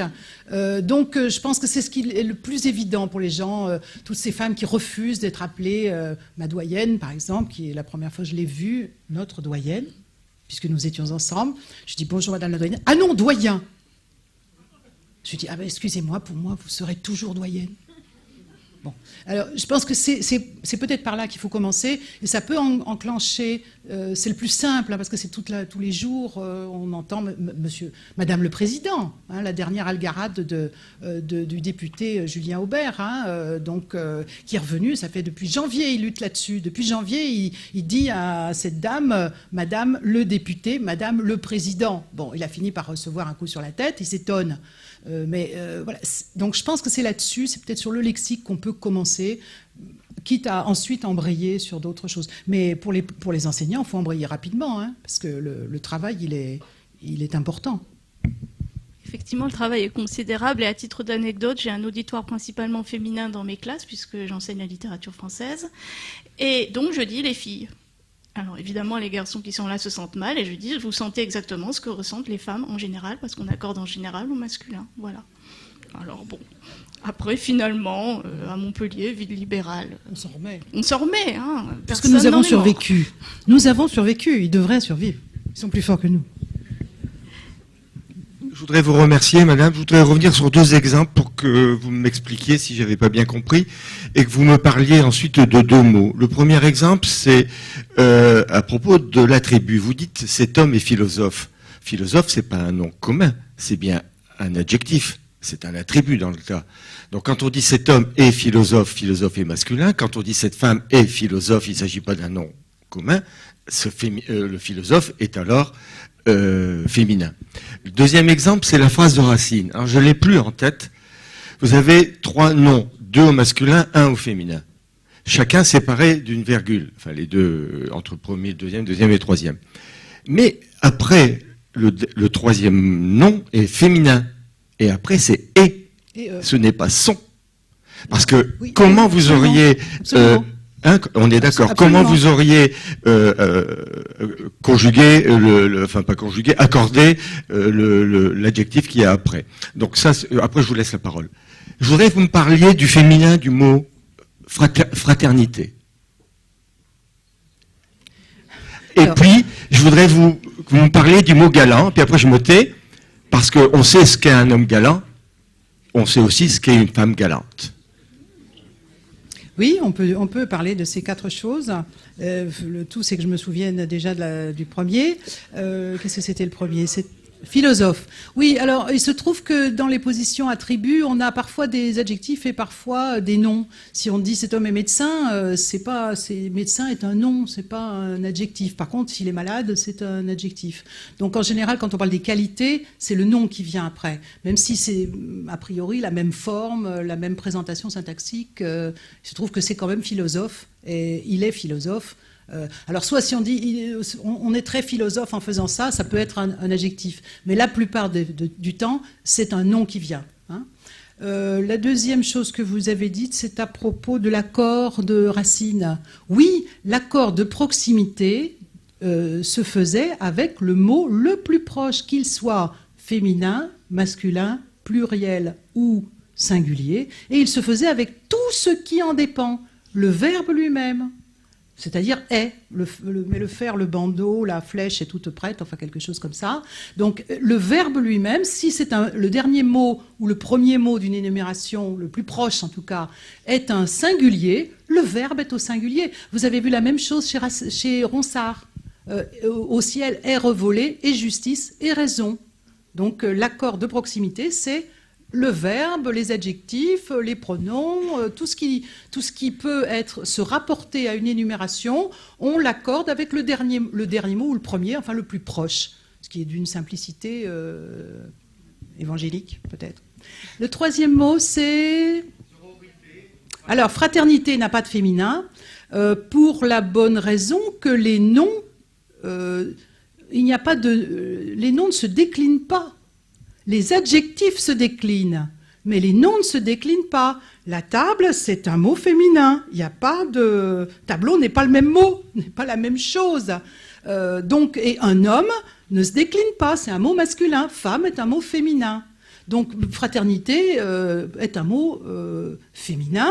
La fraternité, la méchanceté, etc., etc. C'est un mot féminin. Le seul problème qu'on peut avoir avec ce mot, c'est qu'on l'ait collé dans la devise nationale et que ça connote quand même une alliance entre les frères. Donc de temps en temps, on discute, on rediscute, est-ce qu'on ne pourrait pas changer ? C'est compliqué changer la devise nationale. Hein. Peut-être que le jour où on n'aura plus que ça qui nous embêtera, ce ne sera pas grave. Hein. Bon, c'est sûr que sororité, ça serait... Enfin, solidarité serait un meilleur mot. Mais bon, hein, voilà. Et la dernière chose, il y avait encore une chose. L'adjectif galant. Ah, galant. Alors, moi, je vous ai parlé de la forme des mots, de l'usage des mots, etc., du fait qu'on les utilise au masculin, au féminin, qu'ils ont des féminins, des masculins. Je ne suis pas entrée du tout ici dans les usages des mots. Il est clair qu'il y a c'est encore un autre continent que l'usage des mots. Hein, et notamment quand on vit dans une société sexiste ou raciste ou tout ce qu'on veut ou égalitariste, on n'a pas le même usage de certains mots. Alors donc, il est clair qu'on a un peu, par exemple, sur Galante, Galante qui a changé. Hein, si on pense à Brantôme, tu parlais de Brantôme tout à l'heure, qui a écrit un livre qui ne s'appelle pas Les Dames Galantes, mais que les éditeurs ont appelé Les Dames Galantes. Mais galant au XVIe siècle ne veut pas du tout dire la même chose que galant au XVIIe siècle. Il veut encore pas dire la même chose que galant et galante au XVIIIe siècle, etc. Ça, on est dans un autre domaine, si vous voulez. On ne parle pas de la forme des mots ou du fait qu'ils existent, qu'ils n'existent pas. On parle de leur usage. Alors, tout le monde sait, tout le monde a travaillé depuis longtemps sur le sexisme. Si on regarde les entrées hommes dans un dictionnaire et les entrées femmes, alors homme, ça va pas être pas très long. Femme, il y a des kyrielles, il y a une inventivité extraordinaire, généralement à 80% sexuelle. Bon, mais ça, c'est autre chose. Il s'agit des mentalités. Il s'agit pas on ne parle pas de la même chose que ce que j'ai voulu traiter ce soir. Mais vous avez parfaitement raison, on ne donne pas le même sens aux mots. Essayez avec public, ça marche très bien. De même que la garce et le garçon, autrefois ce sont des équivalents. Une garce, un garçon. Le mot garce a un peu bizarrement évolué. Alors cela dit, c'est très facile, on peut réintroduire des mots. C'est très courant ça, le fait qu'il suffit qu'un groupe se ressaisisse d'un mot et le renaturalise dans un autre sens et ça passe très bien, c'est assez facile. Donc on peut décider que certains mots sont trop connotés, on ne les utilise plus, ils étaient très courants il y a encore 40 ans, on évite de nos jours, on évite, comme dit je ne sais plus quel grammairien, on évite de l'utiliser, parce qu'on a changé, parce que nos mentalités ont changé. Mais ça n'empêche pas que les mots existent.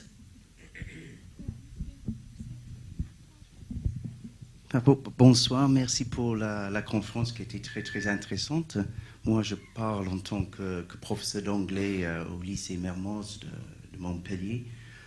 Je crois que le problème peut se résumer en tant qu'étranger, que vous entendez bien que je suis, que peut-être que la table soit un mot masculin ou la table féminin ou le tableau est un mot masculin. Les mots sont masculins.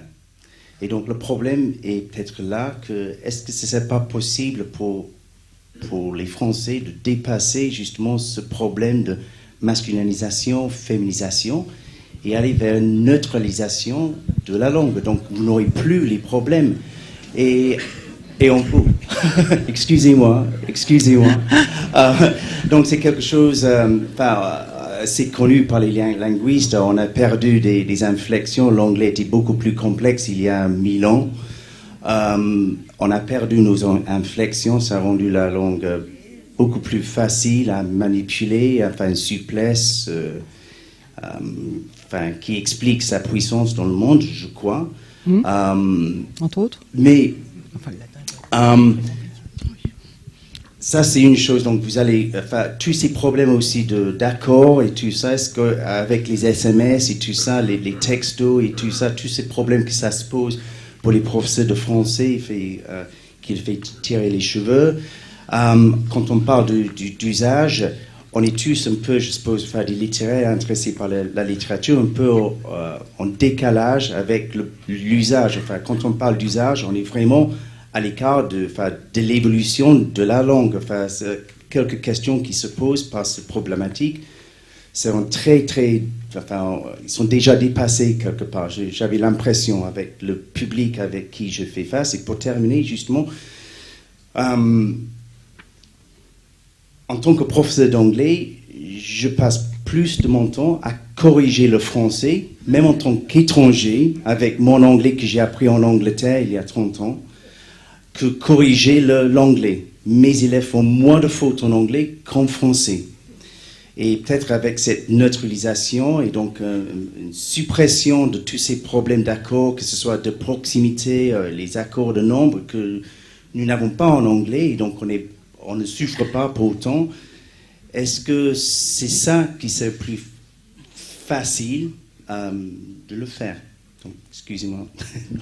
Donc, c'est une question un peu fermée, excusez-moi. Non, c'est une question... Ça marche. C'est une question très intéressante, mais qui... je ne vous suivrai pas partout, mais je vous suis en partie. Alors, la question du neutre en français, c'est un serpent de mer. Il n'y a pas de neutre en français. Si on veut introduire un neutre en français, c'est autre chose que de renaturaliser quelques dizaines de mots féminins qui ont été... barré. Ça voudrait dire changer la langue française. La langue française est extraordinairement genrée. On n'y peut rien. Moi, je pense qu'on n'y peut rien. Je pense que c'est pas de notre, c'est pas à notre portée d'imaginer. Si vous vivez en France depuis très longtemps, quand on propose d'enlever l'accent circonflexe sur abîme, il y a des levées de boucliers absolument invraisemblables. N'importe qui se met à dire non, mais c'est pas possible, j'ai appris, c'est comme ça. Bon, donc voilà. D'une part, si on veut changer des choses, il faut être motivé, il faut être nombreux, c'est sûr, mais il faut peut-être faire des choses qui sont à notre portée. Moi, je crois que la dégenreisation du français est hors de notre portée. Tout est genré en français, les adjectifs, les articles, les pronoms. Bon, alors. C'est pas, à mon avis, c'est pas ça notre bagarre. Notre bagarre, c'est pour simplifier les règles. Alors là, oui, je vous suis. Les règles d'accord des participes passés, par exemple, je suis bien persuadée que si on fait passer une feuille là sur comment écrit-on, je me les suis lavé mes mains, etc., il n'y a pas grand monde qui s'y arrive. Alors, de fait, ils ne sont pas d'origine non plus, ces accords, ces règles. Elles sont du XVIe, du XVIIe siècle. Toutes ces règles de complexification, est-ce qu'on accorde avec le mot, s'il est avant, s'il est après, ah bon, il est où, et quelle est sa fonction, objet direct, objet indirect, attention, les directs et oui, les indirects c'est non. Tout ça est d'une complexité qui a été créée, qui ne se faisait pas avant. Avant, on accordait tous les participes passés avec être, avec le sujet ou le mot le plus proche, encore une fois, ou tous les participes passés avec avoir, pour les gens qui étaient un peu lettrés, bien sûr, hein, on ne parle pas des illettrés, avec l'objet, direct, indirect, peu importe, etc. Et on ne se posait pas des questions, est-ce que c'est un réciproque, un réfléchi, qu'est-ce que je... Bon, il faut bien comprendre que ce sont des lettrés qui ont mené cette bagarre, mais derrière la bagarre contre les femmes, contre la concurrence, il y a la bagarre contre les autres hommes aussi.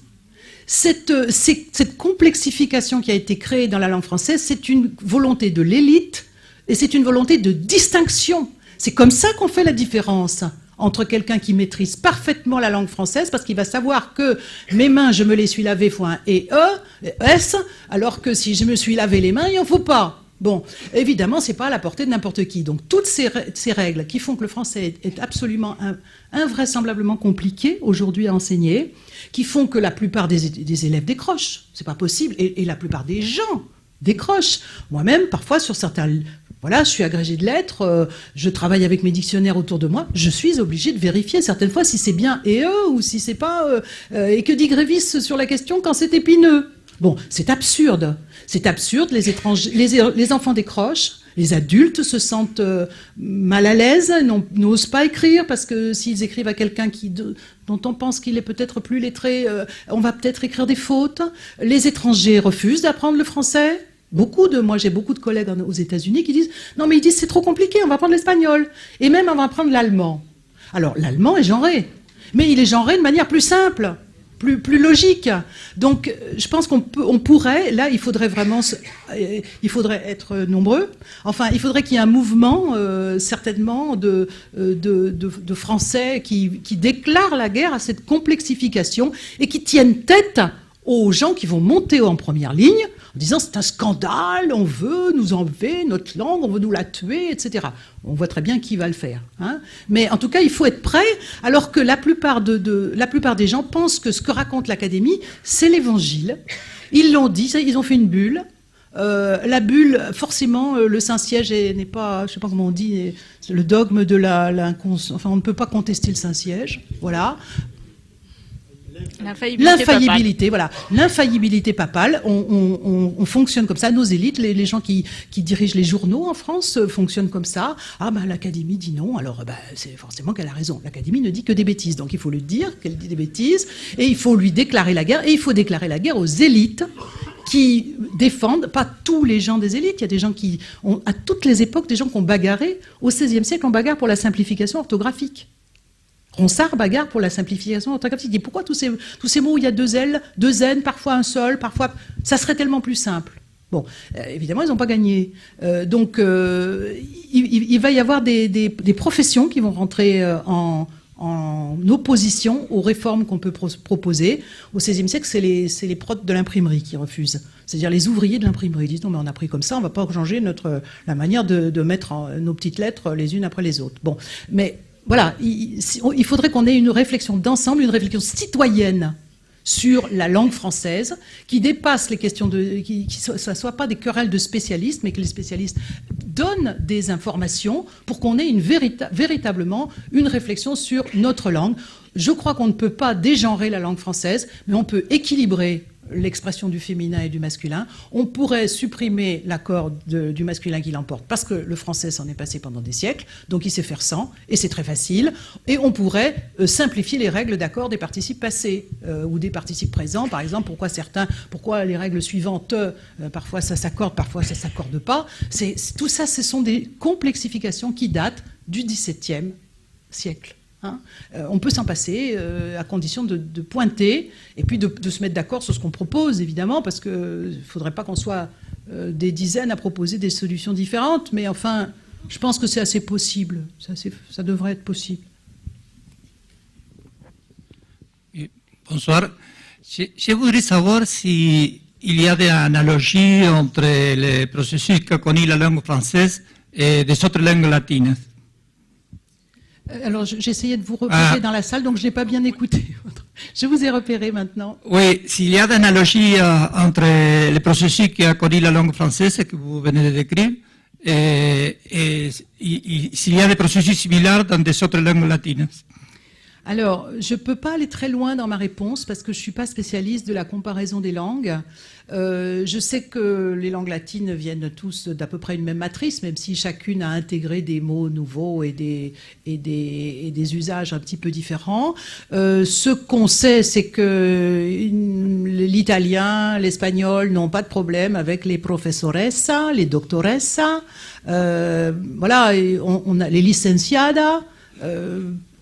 Voilà, ce sont des langues qui ont évolué naturellement, si on peut dire, entre guillemets, depuis le latin, et qui n'ont pas eu d'institution comme nous, avec l'Académie française. Et puis surtout, je disais, très important de remettre ça dans le contexte de la querelle des femmes. La querelle des femmes, c'est-à-dire la discussion sur ce que peuvent faire les femmes, ce qu'elles ne doivent pas faire, etc., est extraordinairement vive, plus vive en France qu'ailleurs. Donc c'est ce qui explique la hargne des lettrés, c'est ce qui explique dans différents domaines le fait qu'on est un peu en pointe. De même qu'on on a continué à être en pointe sur le droit de vote, on a continué, enfin voilà, on est formidable, c'est bien connu. Donc il faudrait avancer sans doute, ou peut-être que des linguistes savent déjà cela. Est-ce qu'il y a eu des tentatives semblables en Italie, en Espagne, en Roumanie, etc., pour intervenir comme ça, pour imiter les Français ou pas? Je ne sais pas. Moi, je ne peux pas le dire. Peut-être d'autres peuvent le dire, mais moi, je ne sais pas. On observe simplement que leur langue, ils n'ont pas ces querelles invraisemblables. Les Espagnols, les Italiens ont fait des réformes de l'orthographe vraiment importantes au cours du XXe siècle. Et nous, on n'y arrive pas. Et quand finalement on laisse quelqu'un proposer une réforme de l'orthographe, on n'exige pas que les enseignants l'appliquent. La dernière réforme des années 80, du début des années 90, elle n'est pas appliquée en France. Pourtant, elle est très, très, très, très timide. Mais personne n'a demandé aux enseignants de dire, à partir de cette année, vous appliquez. Donc, si on a le droit de ne pas appliquer, c'est comme si on a le droit de ne pas payer ses impôts. Est-ce qu'on va les payer? Non. On continue. Bonsoir. À l'heure du traitement de texte, est-ce qu'il ne faudrait pas agir justement sur les correcteurs d'orthographe pour l'évolution? Oui, mais bien sûr qu'il faudra agir à ce niveau. Le problème, c'est que les gens qui vendent des traitements de texte se calent sur les usages majoritaires, ou les usages... Bon. Donc, il est sûr que... Moi, chaque fois que j'écris autrice, mon traitement de texte me propose de le corriger. Ça m'énerve. Il faudrait voilà, il faut agir aussi dans ce domaine-là, bien sûr. Mais je pense que ça va arriver petit à petit parce qu'ils suivent. Les vendeurs de traitement de texte suivent simplement. Ils veulent pas fâcher. Ils préfèrent me fâcher moi et quelques douzaines de personnes que de fâcher la terre entière. Vous avez écrit femme auteur. Attention, problème. Mais ça suivra, mais si on avance, nous, si les citoyens et les citoyennes avancent, les traitements de texte suivront, ça, il n'y a pas de problème. Ils veulent vendre,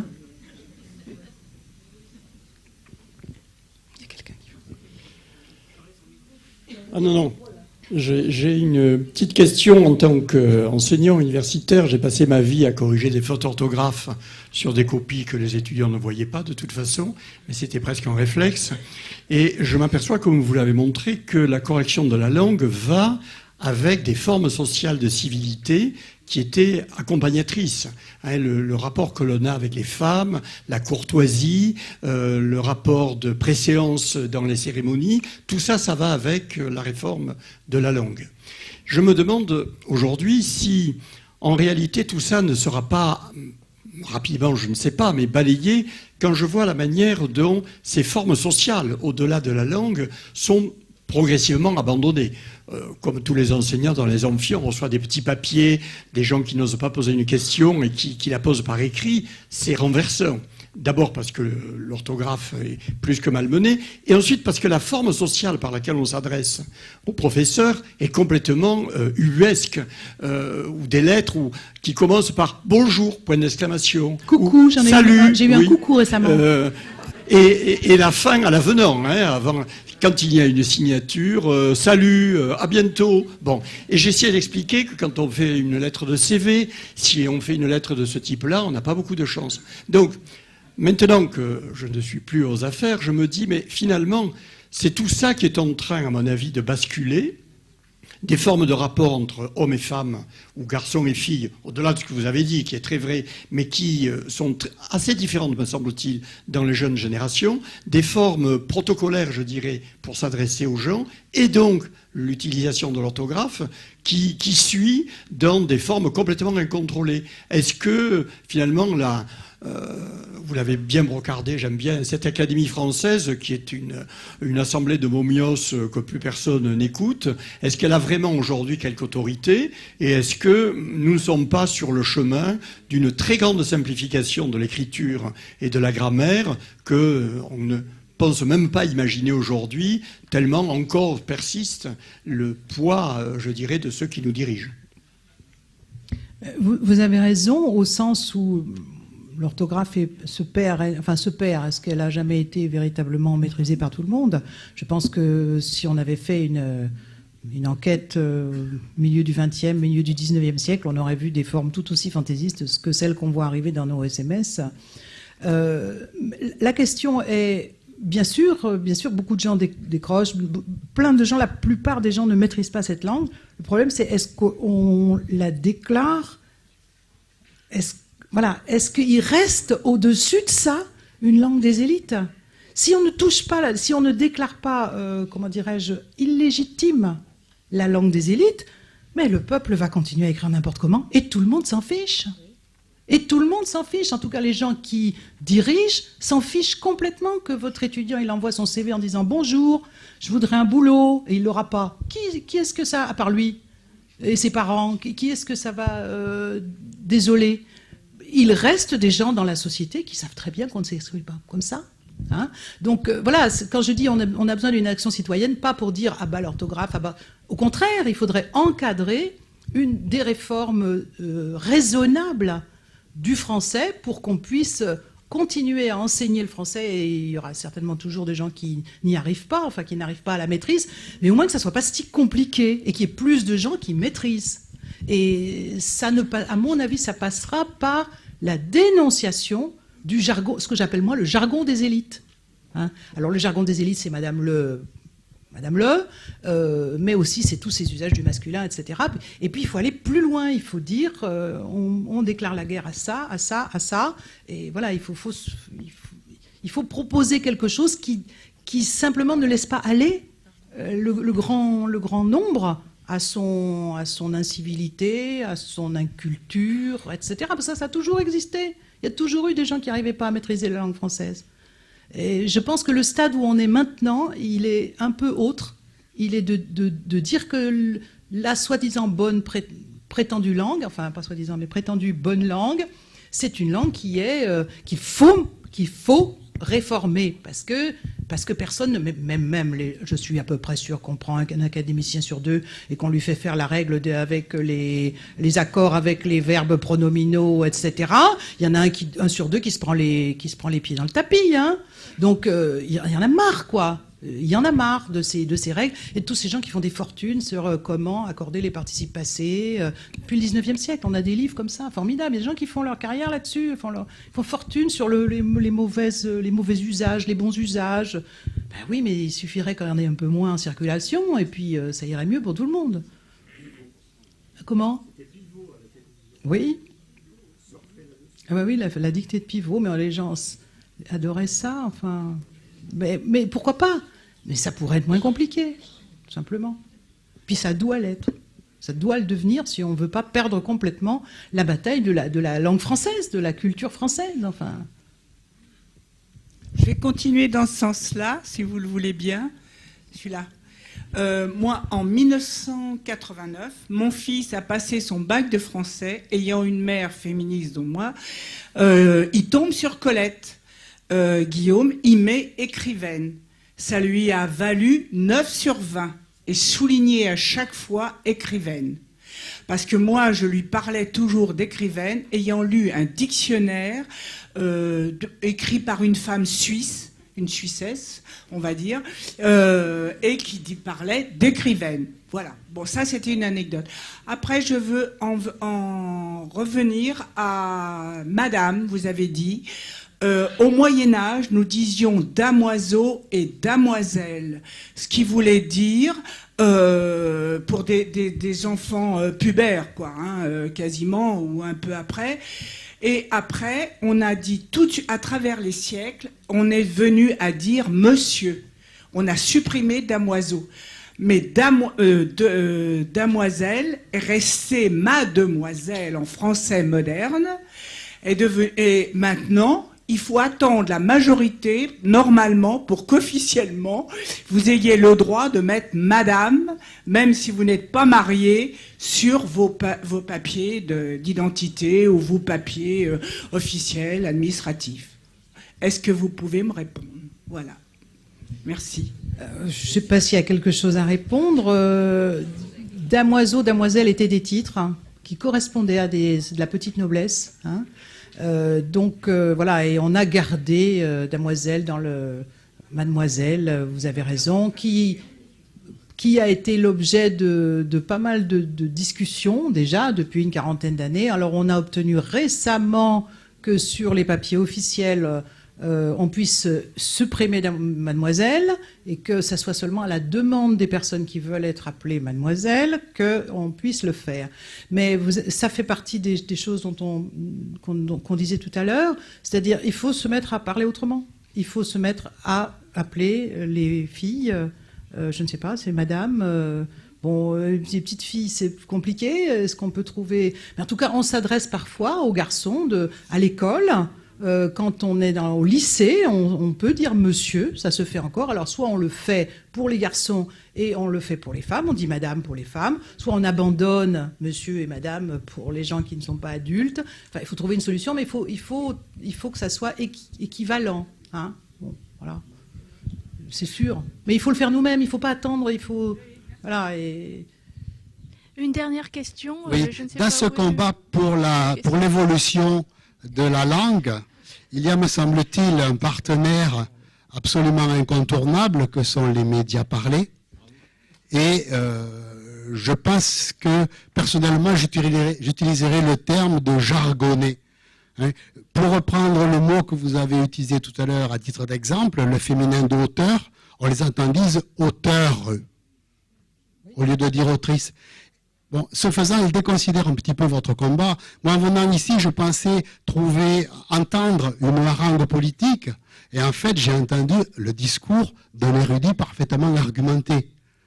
Et je pense que la plupart des journalistes qui se féminisent plus ou moins à tort et à travers manquent de cette culture-là et manquent de bon sens pour parler un français correct et pour, ce faisant, donner l'exemple. Parce qu'effectivement, ils vont plutôt cliver que faire adhérer les gens en employant des féminins qui sont des barbarismes.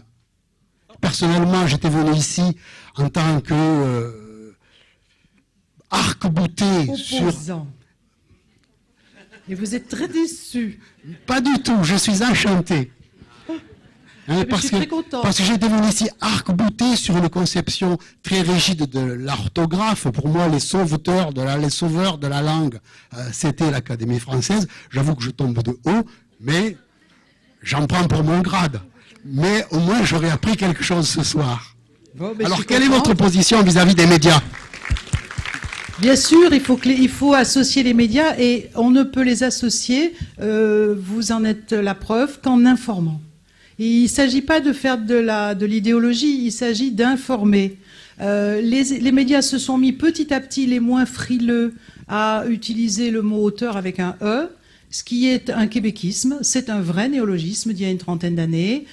On comprend qu'il a été créé parce que les Québécoises ont moins de problèmes que nous. Elles ont dit, mais finalement, on arrive à ces positions-là, à position de professeur, position d'auteur, etc. Pourquoi on n'aurait pas des mots féminins? Et je pense, c'est une enquête à faire, je pense qu'elles ne savaient pas que, par exemple, le mot professeuse existe depuis le 19e siècle en France, qu'elles ne savaient pas que autrice existe depuis le latin. Donc, elles ont proposé auteur. Et ça fait bien 30 ans qu'elles proposent auteur. Il y a eu de la résistance pendant au moins 20 ans en France. Et petit à petit, bêtement, les médias, certains médias qui ont le moins peur, qui tremblent le moins la nuit, dans le noir, se sont mis à écrire auteur avec un E. On n'a pas besoin...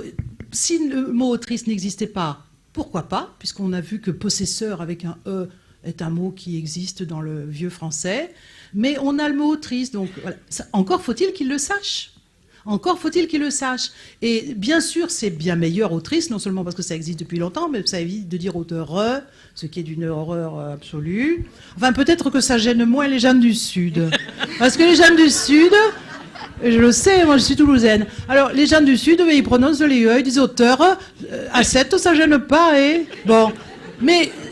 il se trouve que c'est les médias bien s'auto-rapport, c'est-à-dire du Nord, qui ont ces problèmes avec auteur, etc., etc. Bon, donc voilà, simplement on a besoin, et vous l'avez prouvé, on a besoin d'information.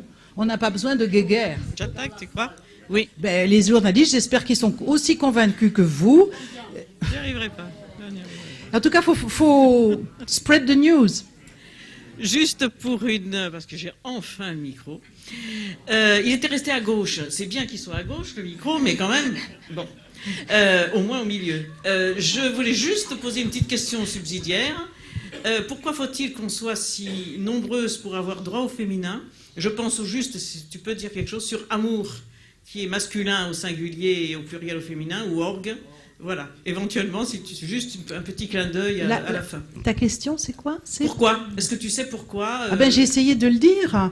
J'ai essayé de dire qu'il y a eu des efforts pour faire, pour modifier. Puis en plus, ça se dit, mais en français, les mots féminins se terminent par c'est faux.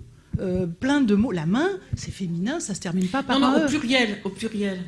Mais alors, l'histoire de certains mots sont féminins au singulier, masculins c'est quoi? C'est qu'on n'a pas réussi à les transformer complètement. Hein, le transsexuel, là, il est au milieu de sa transformation. Et donc, voilà. Donc, aujourd'hui, on nous dit, c'est comme les gens. Tu parlais des gens tout à l'heure. Gens vient d'un féminin. C'est féminin en latin. On sait encore, on dit les bonnes gens, les braves gens, etc. Mais on en a fait un masculin, c'est un collectif, on en a fait un masculin, sans parvenir à éradiquer les féminins. Donc on se retrouve avec des descriptions complètement stupides dans les grammaires. Alors, et encore une fois, des listes et des listes, des pages et des pages de mots qui se disent comme ça au féminin, enfin au singulier, qui se disent comme ça au pluriel, mais pas vraiment dans tel contexte. Dans un autre contexte, ils sont masculins, dans un autre... Invraisemblable. C'est juste parce que, comme j'ai essayé de le dire aussi, cet effort pour masculiniser la langue n'est pas achevé. Ils n'ont pas réussi. Pourtant, ils y ont mis beaucoup d'énergie, mais ils n'ont pas réussi. Donc, certains mots sont restés au milieu du fleuve. Et voilà. Donc, on peut décider. Moi, je décide maintenant de mettre Jean au féminin. Les gens sont très contentes. Je dirais, il y avait des gens très contentes de cette conférence. J'espère qu'il n'y avait pas trop de gens trop mécontentes. On peut s'amuser aussi.